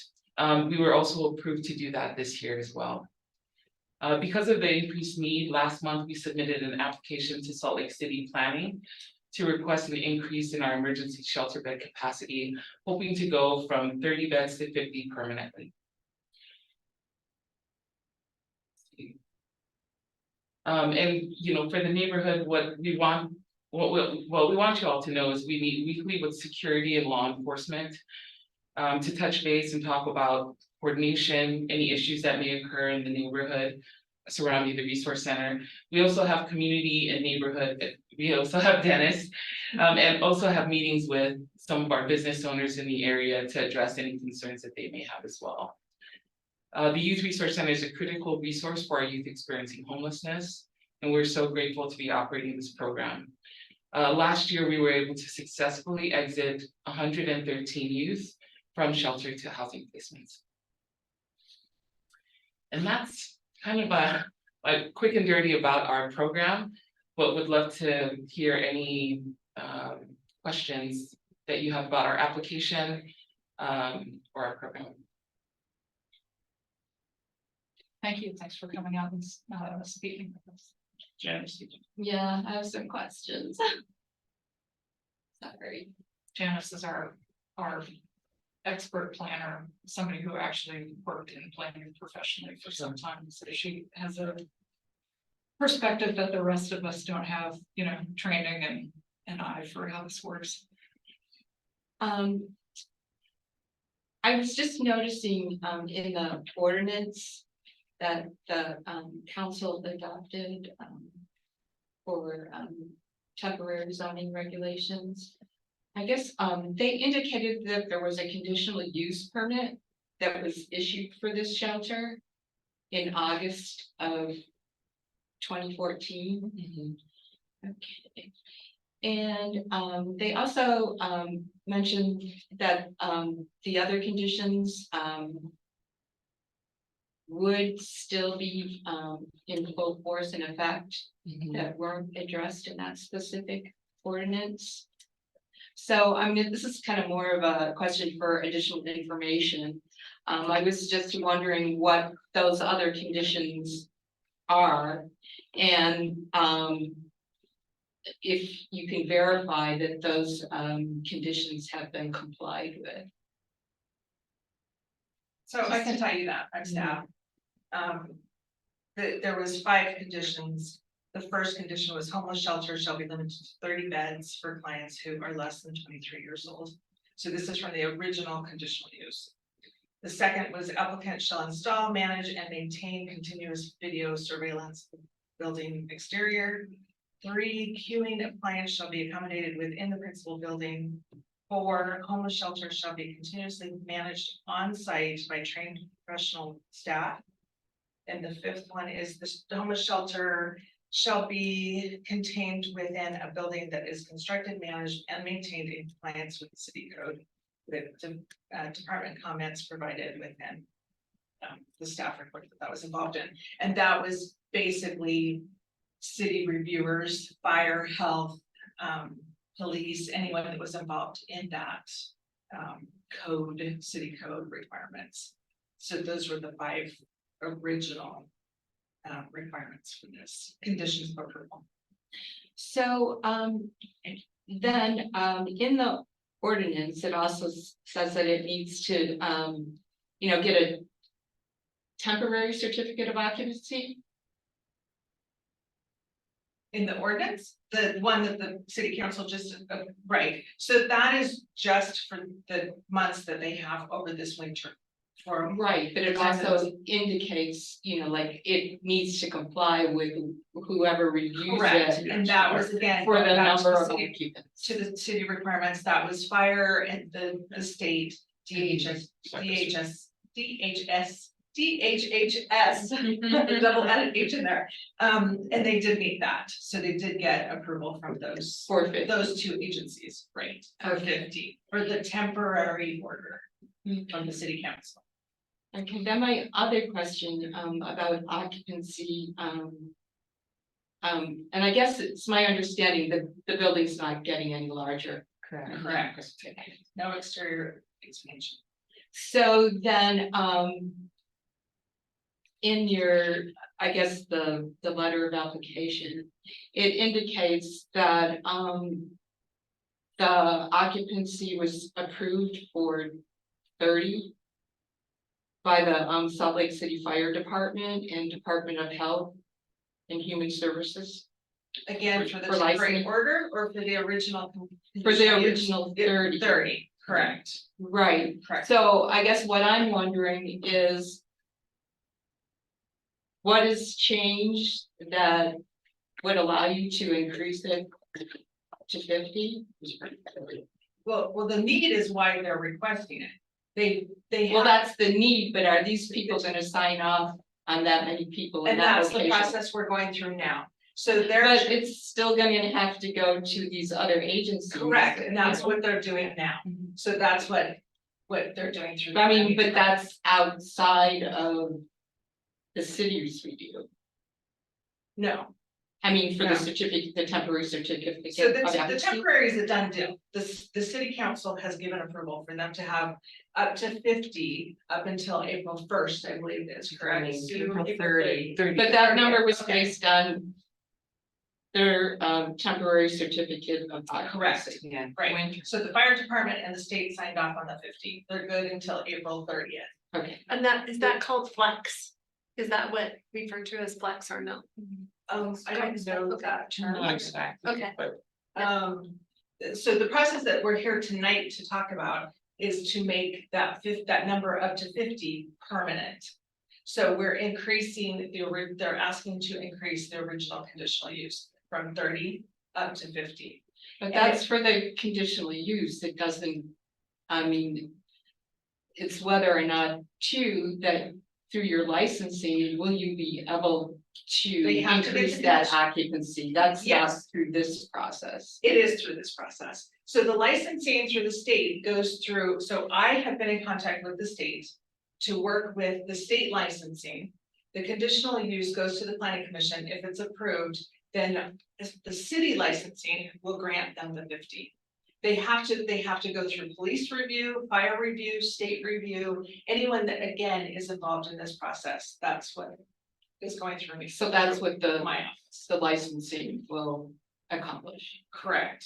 If everyone is on board and everyone is good with it and all the approvals are met and the requirements are met that the planning commission puts on them for this expansion, they will get a license to have up to 50. Okay, thanks for that clarification. Yeah. By state law. They will. Right, it They will. goes through the state and the city. Yeah. So it will be licensed. I just wanted to make sure that we weren't going through a process to approve it when they're not gonna be able to get it on the other hand. And if there was issues that they couldn't get it, it would not go through. But I mean, I think we're all trying to get it to work. This is a good cause. You know, obviously the city council and the mayor wanted this to happen. That's why they went ahead with the temporary order. This second step is a process to make it a permanent situation. So. Well, and we just want to make sure too that there's sufficient services that you're able to provide for that number of people. So. I think your point, thinking about, you know, what's the role of the state, what's the role of the city, is a reasonable one, because, you know, as we do know, there is a thing called flex, and what flex does is the legislature sets the percentage for homeless resource centers, and they say that after the cap is set by conditional use, then they add 25% on top of it as long as it's still compliant with the fire code, and other things. And this particular center was not included in that legislation, so that's why I say it's not flex. It That's was what I was, winter yeah, overflow. that's what I was trying It to wasn't? clarify. Correct. Yeah, How is it not? The youth resource center was not included in that legislation for flexing capacity. Why, Is it a size? like, was it explicitly excluded or? I thought it was a size, Those I thought it was related to, it's a smaller shelter. Yeah. Yeah, if it's under 200 beds, it's not considered an emergency shelter, which would be included in that. Oh, is that right? Okay. that's what I thought too. I'll be So I just interested wanted to read clarify each that. before I get- So it's semantics, but Right. not flex, instead winter overflow. So how do the resource centers and shelters differ, and are they a combination of both, or how does that work? In what respects? Just in terminology. You mean? I like when I think, like they deal with it differently in the ordinance. I think in population served primarily, that this is specifically a youth resource center serving up to 22 years of age. And then secondly, the sheer size, because this is a much smaller center serving only 30. So like with the legislation, the most recent legislation that enacted flex encompassed shelters that were much larger, serving 200 or more people.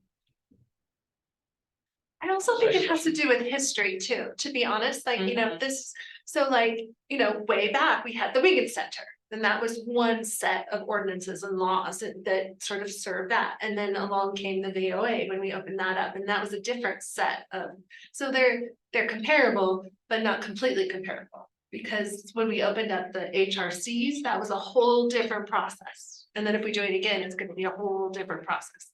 So, I mean, I think what you're talking about is a fair question, but just a lot of it has to do with the historic implementation of homeless resource centers at where the ordinances were at that time. Do you know?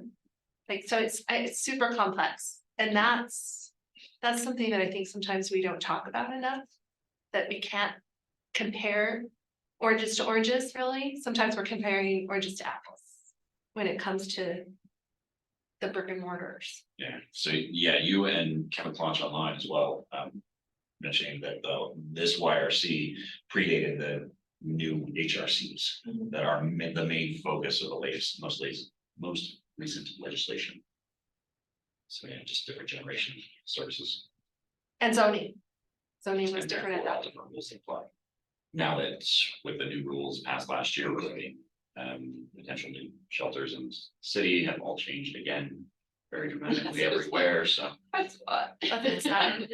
You have to be really old like myself to have kept up with this. It's true fact, true fact. Yeah. I have a question, if I can ask a question. Well, so, I mean, one, thank you, right? Like, for years, you've been covering my butts, and thank you so much.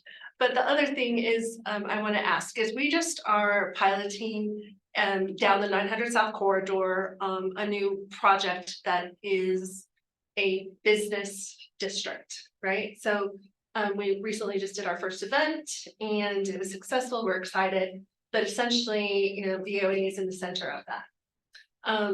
The youth shelter. So, okay, so if this doesn't get approved, what are the other options to shelter youth without homes in the city right now?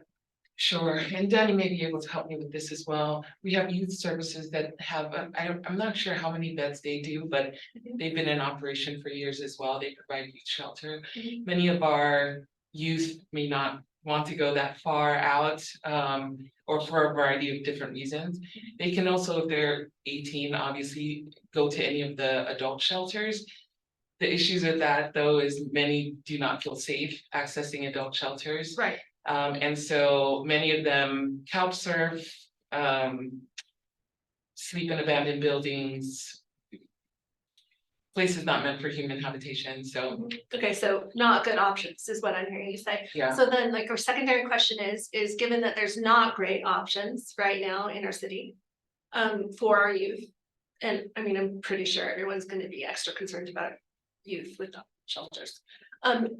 Are we gonna be able to work out ways to make this business district and this corridor thrive for businesses?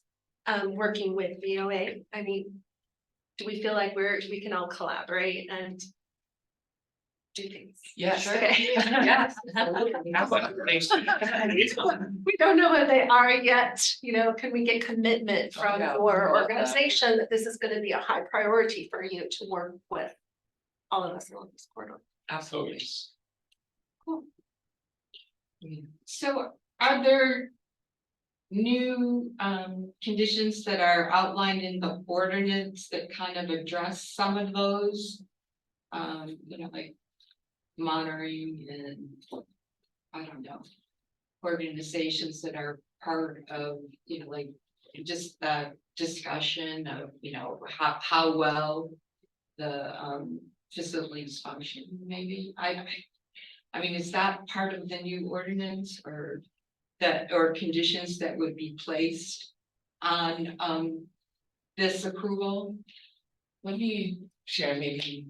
Diana, go ahead. So I think with the resource centers opening up, there was some additional language around safety and security that any new resource center would have to add. And so we have added that language in our application as far as like what we would do to mitigate any kind of safety and security concerns, which we already currently do. But I'm not sure if that totally answers your question about, like, we function, it wouldn't change the functioning of our program. We serve many more youth in our drop-in center than our sheltered, because we only have the 30 beds. And so it doesn't change anything that we're doing currently in our program, except provide more shelter beds for youth. I guess I'm looking for what might be the specific conditions of approval that would apply to. And that's a little premature at this point, because right now they just made the application 2 weeks ago. So we're just in the review process and we're in what we call the 45-day review period. You are probably familiar with that. So that means that I've sent out notice to everyone within 300 feet. I've notified the community councils involved. That includes the Ballpark and also Granary District Alliance. And then all of the city reviewers that are involved in it, fire, the state, police. I did send to public utilities just in case of increased utility usage, and transportation just as a, you know, as a courtesy review. But so at this point, I have not gotten to the point of where I will start listing the conditions of approval before I take it to the planning commission. I'm not at that point yet at all. The original 5 are most likely going to be repeated in conditions of approval. If there's any added ones, that's going to be something that's, you know, sparked by fire or by the police department, or a different reviewer that comes back with something, or possibly the Ballpark Community Council if they suggest something. But at this point, I haven't gotten to that. But are there any new conditions, I guess, in the new ordinance No, that would because the new apply to ordinance this? doesn't really apply. So this is an expansion of a legal non-conforming and conditional use. So it's a conditional use. We look at it as a conditional use that they're just expanding. And so there's not too much more that can be applied to it because of their status, because they have a conditional use for it. So as long as they can meet. But they're expanding. They're expanding it. So it's a little bit different than if they were coming in today and saying, we want a conditional use for 50. It's not that. They're expanding from 30 to 50. So we're looking at it a little bit differently. So it's not a new concept. It's just an expansion. Didn't this just happen at the weekend center? I mean, isn't it almost essentially the same process? I'm not that familiar exists? with Oh, you're not, that. okay. They were not expanding capacity at all.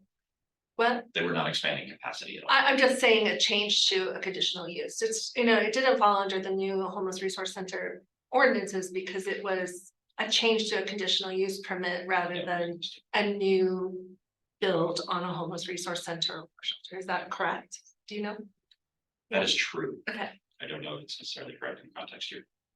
So my first point is, according to the most recent state law that was passed, which was HB House Bill 499. According to the definition in that bill, a homeless shelter means a facility that provides temporary shelter to individuals experiencing homelessness. There was language in the bill about has the capacity to provide shelter to at least 200 individuals, but it was stricken from it. And so that means that it would be subject to the state's requirements to flex 25%. And again, planning staff is in touch with the state, so that is something that we're taking care of. Because we just disputed that. I'd have to read Yeah, the make bill, sure that you so- understand that we That's are. why I just sent you the link to the. Sure. And then, I'm looking at. and lines so it is one of those, 669 to 674. Okay. So. and that's one of those capacities within the bill that falls under a may, not a shall. So flex is not required. Yeah, but we've never not had it. We never flexed the youth center. We have fallen under the winter overflow category of asking specifically to do it, but not in flex mode. You've added more people than the flex. With the the, city council approval. So I guess another thing that I wanted to bring up, and this is not gonna be comfy, and I hate to be. I'm sorry to bring up something that's not comfortable, but. There have been a lot of calls for service to the youth BOA. And like an unusual amount. And the most recent data I had is from 2021. And at that time, it looks like, let's see what are the numbers. That there were 255 calls, and it was the 9th highest source of calls in its police division in Salt Lake City. And that was when in 2020 there were only 30 beds in the youth shelter, right? That seems like an awful large number of calls. And I wondered if you could talk about that, or maybe what's different, so you think that there won't be as much of an impact if you add more people, because it's, you know, we know our homeless resource centers in Salt Lake City are the addresses in the city in general that generate the greatest number of calls. You know, the number one address in the city for calls for service is the Geraldine King. And I think there might be the Gail Miller. So I just wondered if you could talk about that. I can't, I don't know the context of those stats, so I can, it's from the 2021 CompStat summary. So One thing to keep in mind is that we also have the drop-in center component, so it isn't just 30 people. It really is, I don't know how many other drop-ins, 50 additional. It's to building capacity of our drop-in center is, so. You can have. So it could be 50 additional, so it could be 80 people a day is what I'm like. So that's something to consider. Even though we operate differently than the other resource centers because we have 30 beds of shelter, but we're also open for daytime drop-in services. So we always see more than 30 people a day. Sure. So that is, and I think there's been some changes and improvements in terms of even mitigation services increasing more so, relationships increasing more so related to the youth resource center, just like the other centers, like the Geraldine. I was at a meeting yesterday, the Geraldine calls that were like 200. They've reduced significantly now that the police are working in the neighborhoods. Now that they have a dedicated homeless resource center squad where they have a sergeant and 5 officers dedicated to the Geraldine neighborhood. King. To the neighborhood, yeah. So that has impacted the amount of calls out of that facility. So we're just working and with the police and the neighborhoods also. I know I spoke to, Better. yeah, I know I spoke to Detective Fallows earlier this afternoon, as we do every week. And he referenced the area as the only problem spot in that is the nightclub that's operating across the street that is supposed to be evicted by the end of the year.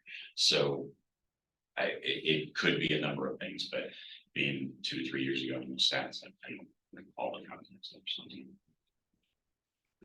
Well, I was gonna say, and again, this relates both to several things that, one regarding the business district development in that area. You know, one of the things, I mean, we're sort of looking at some collection biases for crime around that area because the blight of the space itself, the emptiness, the darkness, the thing has contributed. We used to own the old Utah Pickle building just a block away. So yeah, so the reality is that when we're looking at our CompuStats, and we also talked to Detective Follows about this today, is that we are trying to analyze the service call biases for super blighted areas because it's hard to figure out what is just natural occurrence of darkness and dead space as opposed to whatever's happening inside the shelter. Which brings me to the second question. You know, this is a statistical analysis, it's just numbers. We'll let you know what we hear from this for the 9-line trail stuff.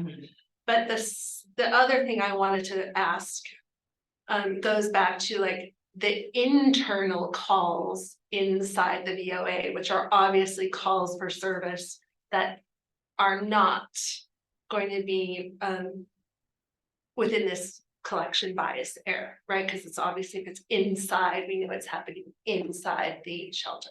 Shelter. So to Janice's point, and going back to the old road home, you know, we'd go in there and there'd just be people on top of each other, which just then adds, of course, to calls for services and also issues for youth. Okay, so obviously overcrowding is going to be an issue.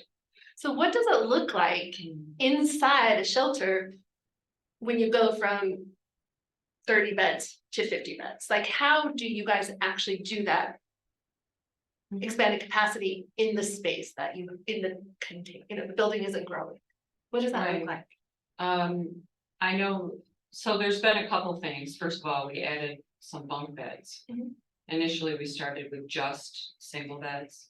So that automatically gives you some space. Sue's the bed map expert for our organization, working with fire to make sure that you have to have a certain amount of square footage per person. This is a 20,000 square foot building. It's about 20,000. The sleeping areas are on the first floor. So we're just looking if we can bunk people. Is there adequate square footage according to fire? That's that other parallel kind of track we're going down to make sure we're in compliance with everything. And do you tend to have more calls for service inside?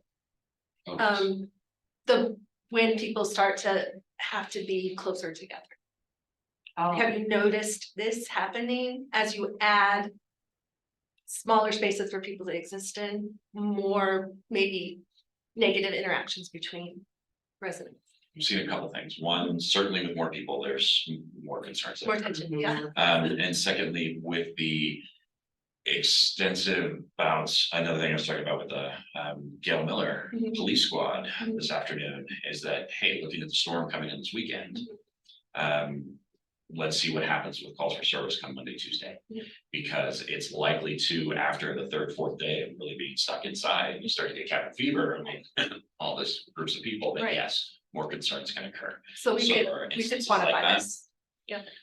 But I would also like to point out that the vast majority of the calls that come from the Gail Miller, the Geraldine, the YRC, are from within the walls, meaning that it's the staff who is required by the conditional use permits to be calling the police. For a lot of things, and Mandatory reporting issues. yeah, and those for the Gail Miller and the Geraldine, for example, are the only two spaces in the city that are legally required to call the police if someone says, hey, somebody stole my phone. Okay, let's call the cops. But not at the VOA. Not at the YRC necessarily, no. However, the YRC staff, in recognizing the benefit of those partnerships with the police and utilizing security, so VOA YRC has brought over under their own dime the creating security staff there at the YRC that we didn't have originally. So in that 2 years ago span, That's right too. so we now have on-site security using the same security forces as Gail Miller and Geraldine.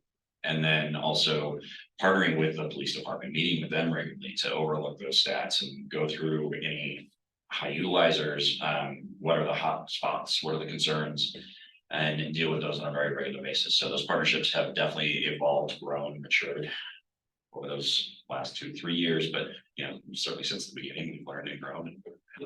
So yeah, we can try to mitigate. So we can quantify that though. We could just, so.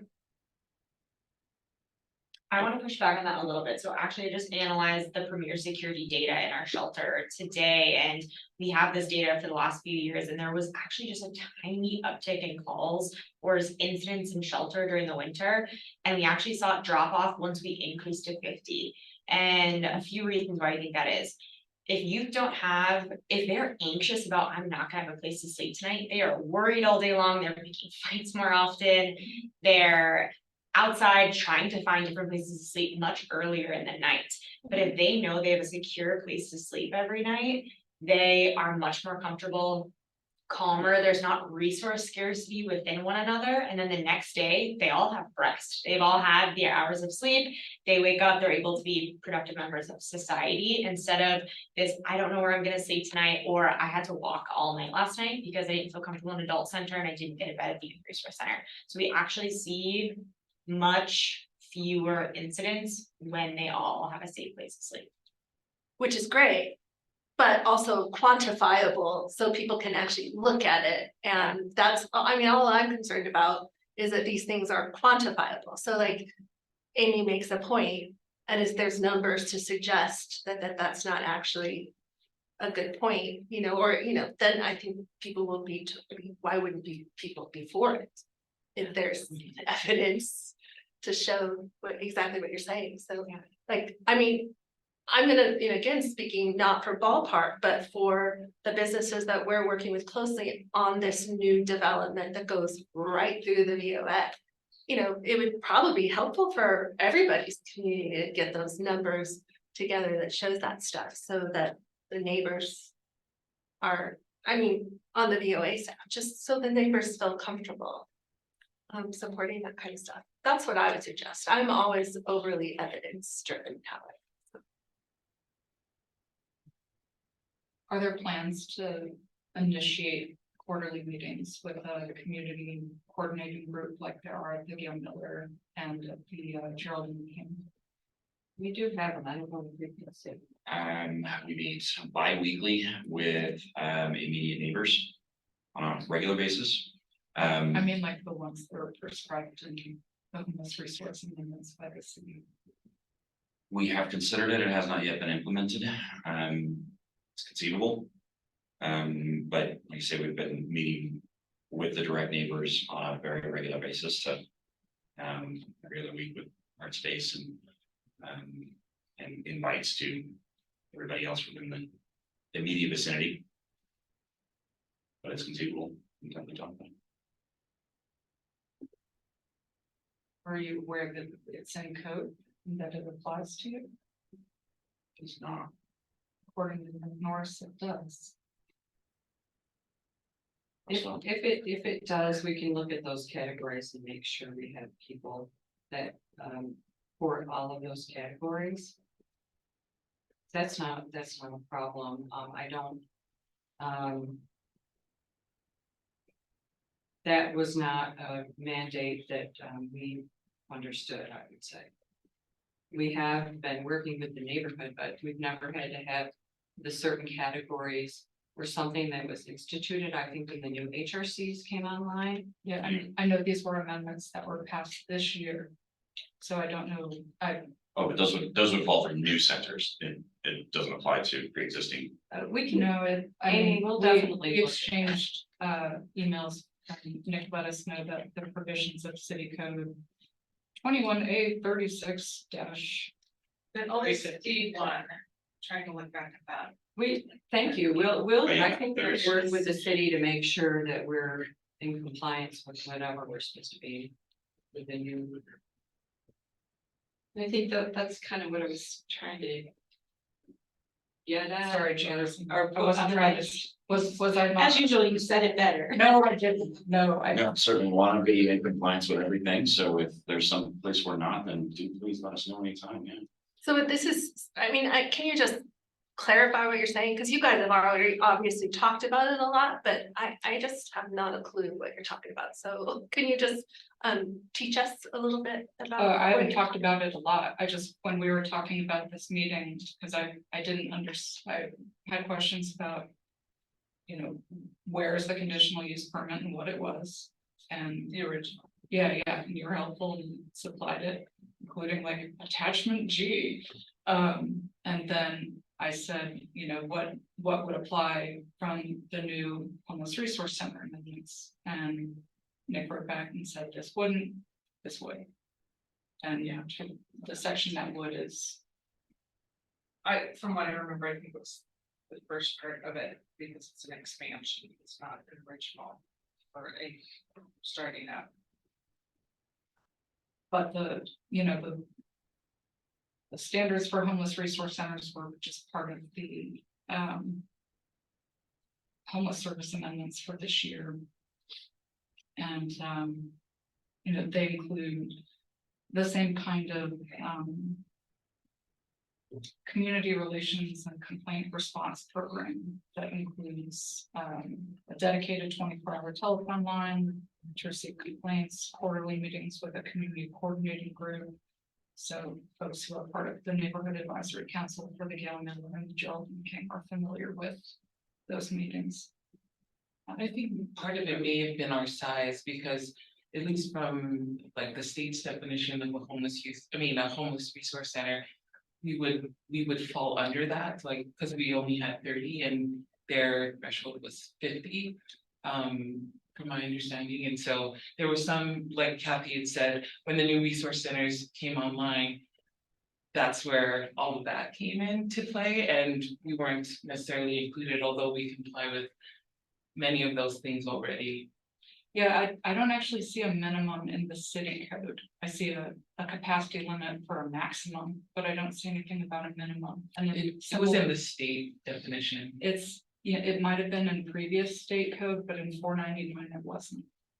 There's definitely been some confusion, I think, about Changing the laws every year is a great way. yeah, and Right, this looks really interesting. yeah, I mean, we always one of our values as an organization is to operate with integrity. And so if there is a regulation that we are to comply with, we just figure out how to comply with it appropriately. And so it sounds like there's some, we need to do some follow-up with the city staff and make sure then that we are in full compliance.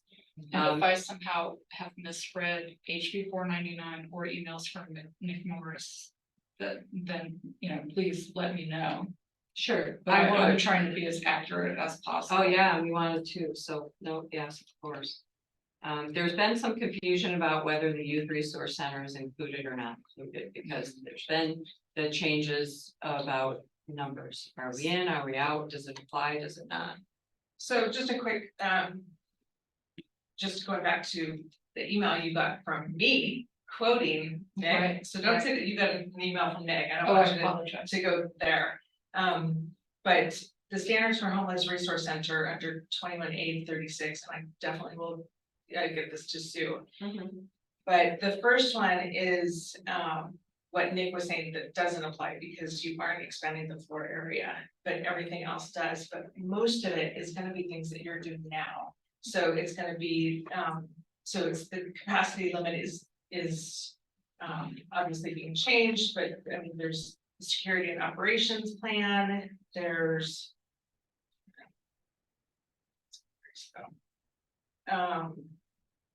you know, designation of indoor location with emergency services. I mean, most of these things you are gonna be doing anyway by state. So it's not gonna be anything new. And things that aren't, I mean, there's a lot that isn't gonna apply to you because you're not a new building, you're not a new operation. So there are some things, you know, that we would probably look at, but I think you're covering most of those things. So I don't think it's gonna be an issue. And most of those things are gonna be covered by police and fire. And I'll have those reviews within. That's cool. Within the next year or so. So. Look how good this Is that how they're trying to get rid of us? You know, I was gonna just closing. say something to you about, that, you know, a lot of people in the room and the people that work on this, like, we're really versed in zoning and things like that, you know, and again, I've worked with you guys for a while from different avenues, and, I just want to be clear that while we're being highly specific, most neighbors and things don't know what we're talking about.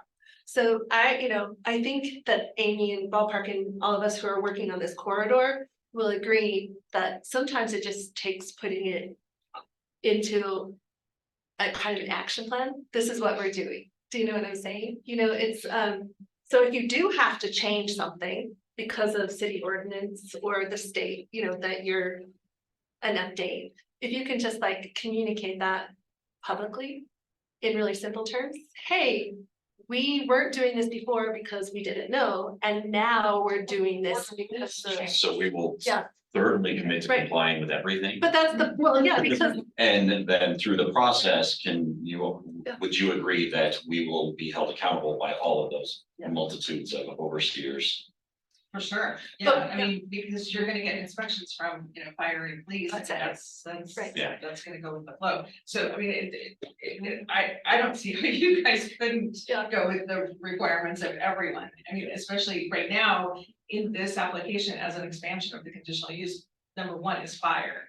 And, I mean, we're all, you know, collaborating to make that work. Mhm. So I don't see any slip ups on this. I mean, I think everyone, there's so many agencies involved in this process that it's gonna be followed.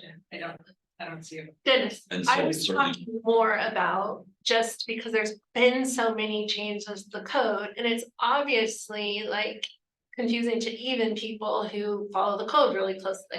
That, and so I'm not talking about any of the stuff that y'all do in order to check off all the boxes. I'm talking about how we message these kind of things, so that it's not just the 3 people in the room that are paying attention to ordinances that also get to participate in the conversation. Do you know, like Orchid Dynasty and the Bicycle Collective? None of those people around there in any way know what, or would be able to chime in on this conversation about code and these kind of things. But if we can message to the neighbors around us, around you, what they can expect, because there has been some changes just in normal terms, words, that I think is gonna go a long ways to people being like educated and happy. And that's not your, you know, like nobody, I don't think anybody is saying that you purposely haven't been following a rule that just slipped through the cracks, right? We need to get all on the same page and communicate in real human words, so we can all work together. Does that make sense? Yeah. Sure, that's my suggestion. Especially as all these new businesses and bike riders and everything start to utilize this high, you know, highly funded, highly anticipated trail. And we can appreciate. The rules might get tweaked again, because Very likely. because the legislative session's gonna happen in 6 weeks, can that be right? Seems shorter. That makes me feel bad. Anyway, but I'm guessing there's gonna be another bill that'll have more tweaks in it. But in the end, maybe it'll be expanding space in general, not just in the Ballpark neighborhood, and that would be good. So. Any further questions? I didn't mean to spring stuff on you, I just was. No, not at all. We need to find clarity. So absolutely, let's continue the conversation. Mhm. You know, you can hold me anytime. Let's suss this all out. Sounds good. Well, that was Sure, an everybody's on the excellent same page. conversation, like, good work. Like, good community engagement, that was really good. All right, Thank you. okay, everybody. New board members, do you want to make any suggestions? I think you guys. I was gonna say, make the meetings a little shorter. No, I'm just. You want to suggest adjourning the meeting? I would replace it with your. Yeah. Oh, see, as a new board. I know member, Jeff it's- it's- I thought- Oh, good one, Jeff, thanks. All right, I've always been under the impression that under Robert's rules, that is not necessary if you either hit the end of the time limit or you exhausted the agenda. Or they turned the lights No, on. That was. all right, thank you all for your time and attention. Thanks, it was very productive. Thank you very much, everybody.